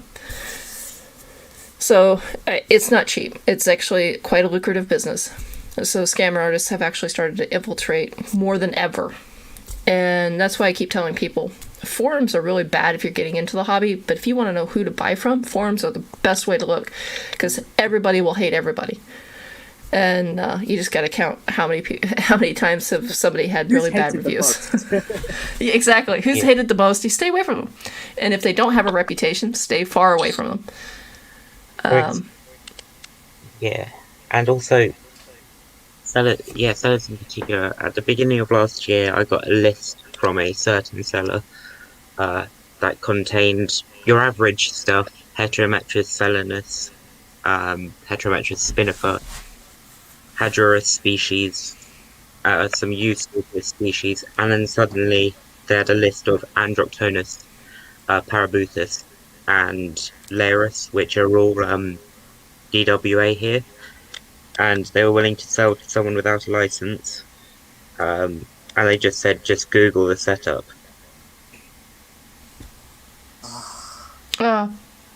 People like that. The hobby, yeah, no, that's horrible. Sam, have you ever run into scam artists or bad sellers? No names. We're not going to name names. Please don't name names on my show. I don't want to make enemies for her. Yeah, I mean, obviously I won't name the names. I know exactly who Ben's talking about. That person's done it a few times now. Yeah. But in the stick insect world, it's still happening every day, even through places like eBay, for example, because they're so trying to think of the best way to explain it. So there's a species called Extatosoma tiaratum. They're Australian species. If you get the right kind of setup, they can take on a lichen morph, a moss-looking morph. Not all of them can do it, but if they're from certain bloodlines, they've got the genetics, they can do that. If you remove the moss from that enclosure before they're adults or whatever, they can literally go back to being plain old brown, right? It's all environmental right through to their final molt if you want to keep them that way. But sellers are constantly selling in various places lichen form Extatosoma tiaratum over, so the eggs. You cannot have that, and they're charging like 4 times the price, and people are looking at these beautiful morphs and spending out a fortune when it's exactly the same as what they could have picked up for about £2. What? It's absolutely everywhere. Yeah, they're charging things like £12, £20, £25 for over that. I've already sitting on about 70 over right now that I would pass off for a couple of quid. It's insane, and they'll do it with the nymphs too. So they'll have the right environmental setup. They'll sell them young at really high prices, and then they'll just molt out to brown because they've not explained to this person how to keep them to keep that morph, and it's horrid. I hate it. That's exactly the same with ghost mantis. For example, there's a green form that's really high in demand at the moment. But the thing is that's completely random. Like, no matter the environment it's raised in, it's completely random, and they're selling green form nymphs which will molt out into a light brown, black, dark brown. It won't maintain the green basically. And the green ghosts are only in females as well, so even if you did get a green female, you breed it with a normal male. There's no guarantee that it will get the genetics for them to have the chance of being green passed on to the next generation. Yeah, and there isn't even any evidence towards it being any genetics. At the moment, it's still considered completely random. Oh wow! So it's not even just like certain genetic forms will skip a generation. You don't get anything like that. It's just random, right? It's completely Yeah. random, yeah. Some people Okay. think, oh, you could just put them in green setup, green, like a lot of green moss. That'll help it, but it's really just chance at the end of the day. Well, that kind of sucks actually.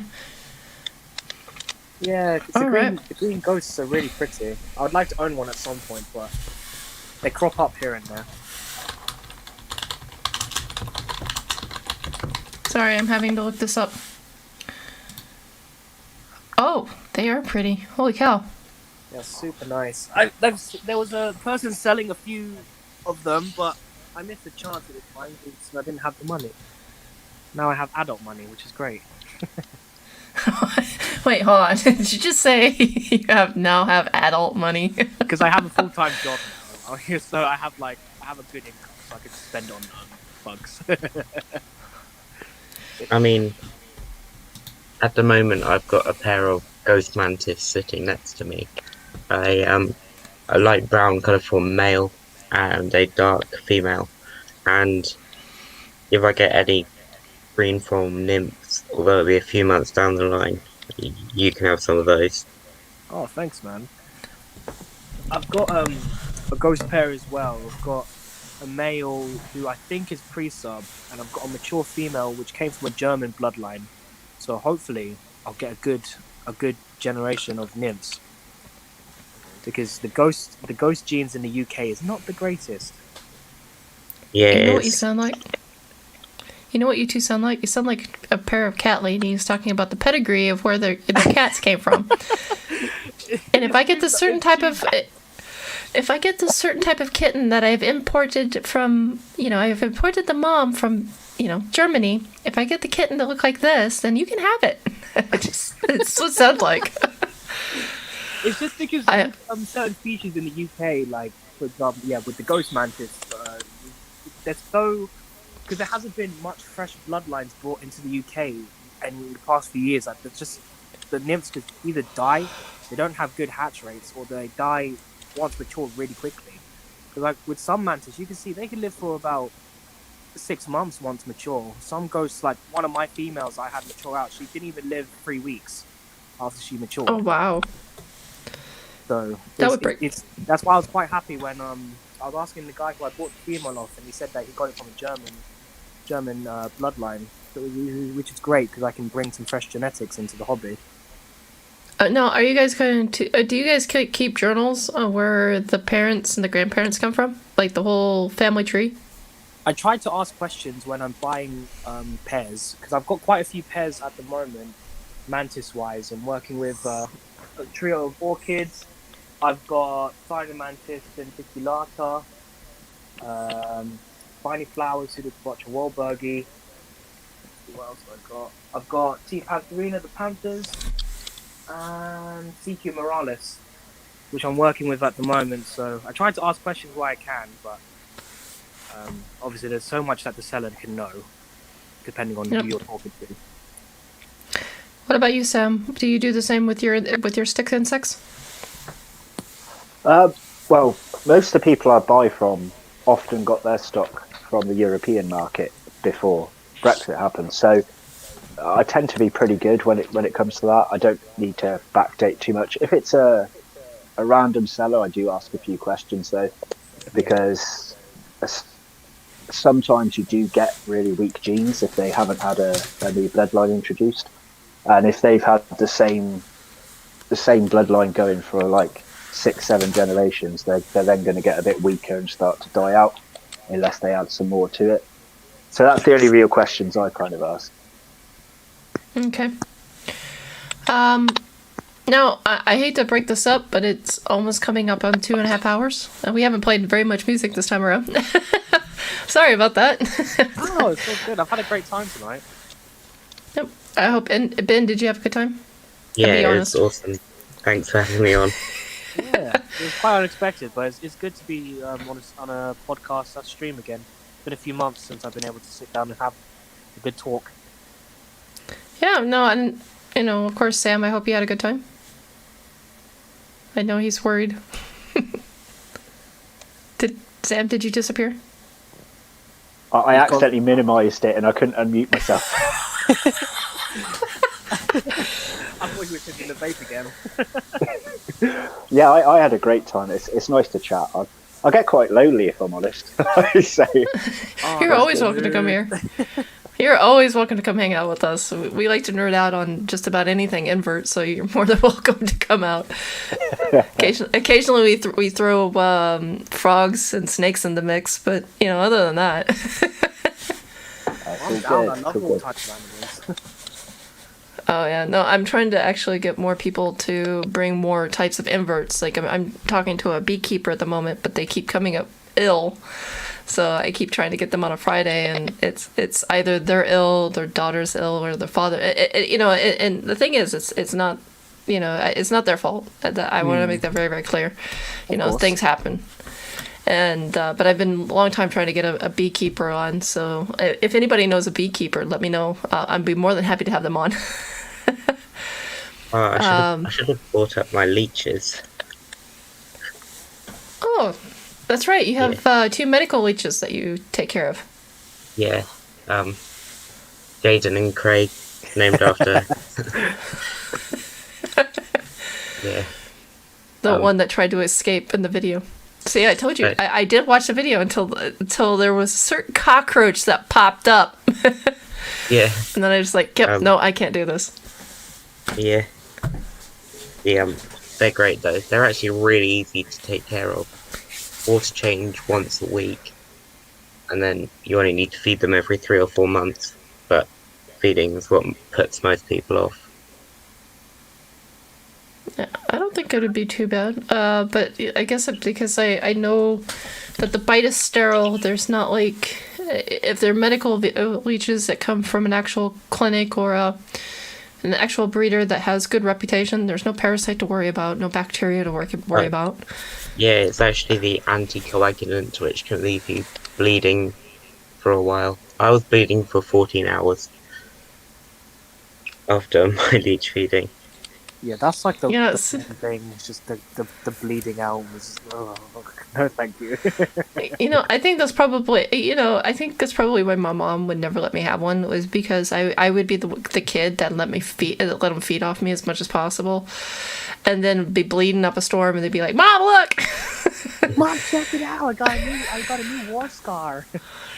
Yeah, no, she would totally just strung me up by my ankles, and then beat me senseless. She tried to beat me senseless over the snakes and the frogs I brought in. You should see my mom's reaction when she saw my first tarantula.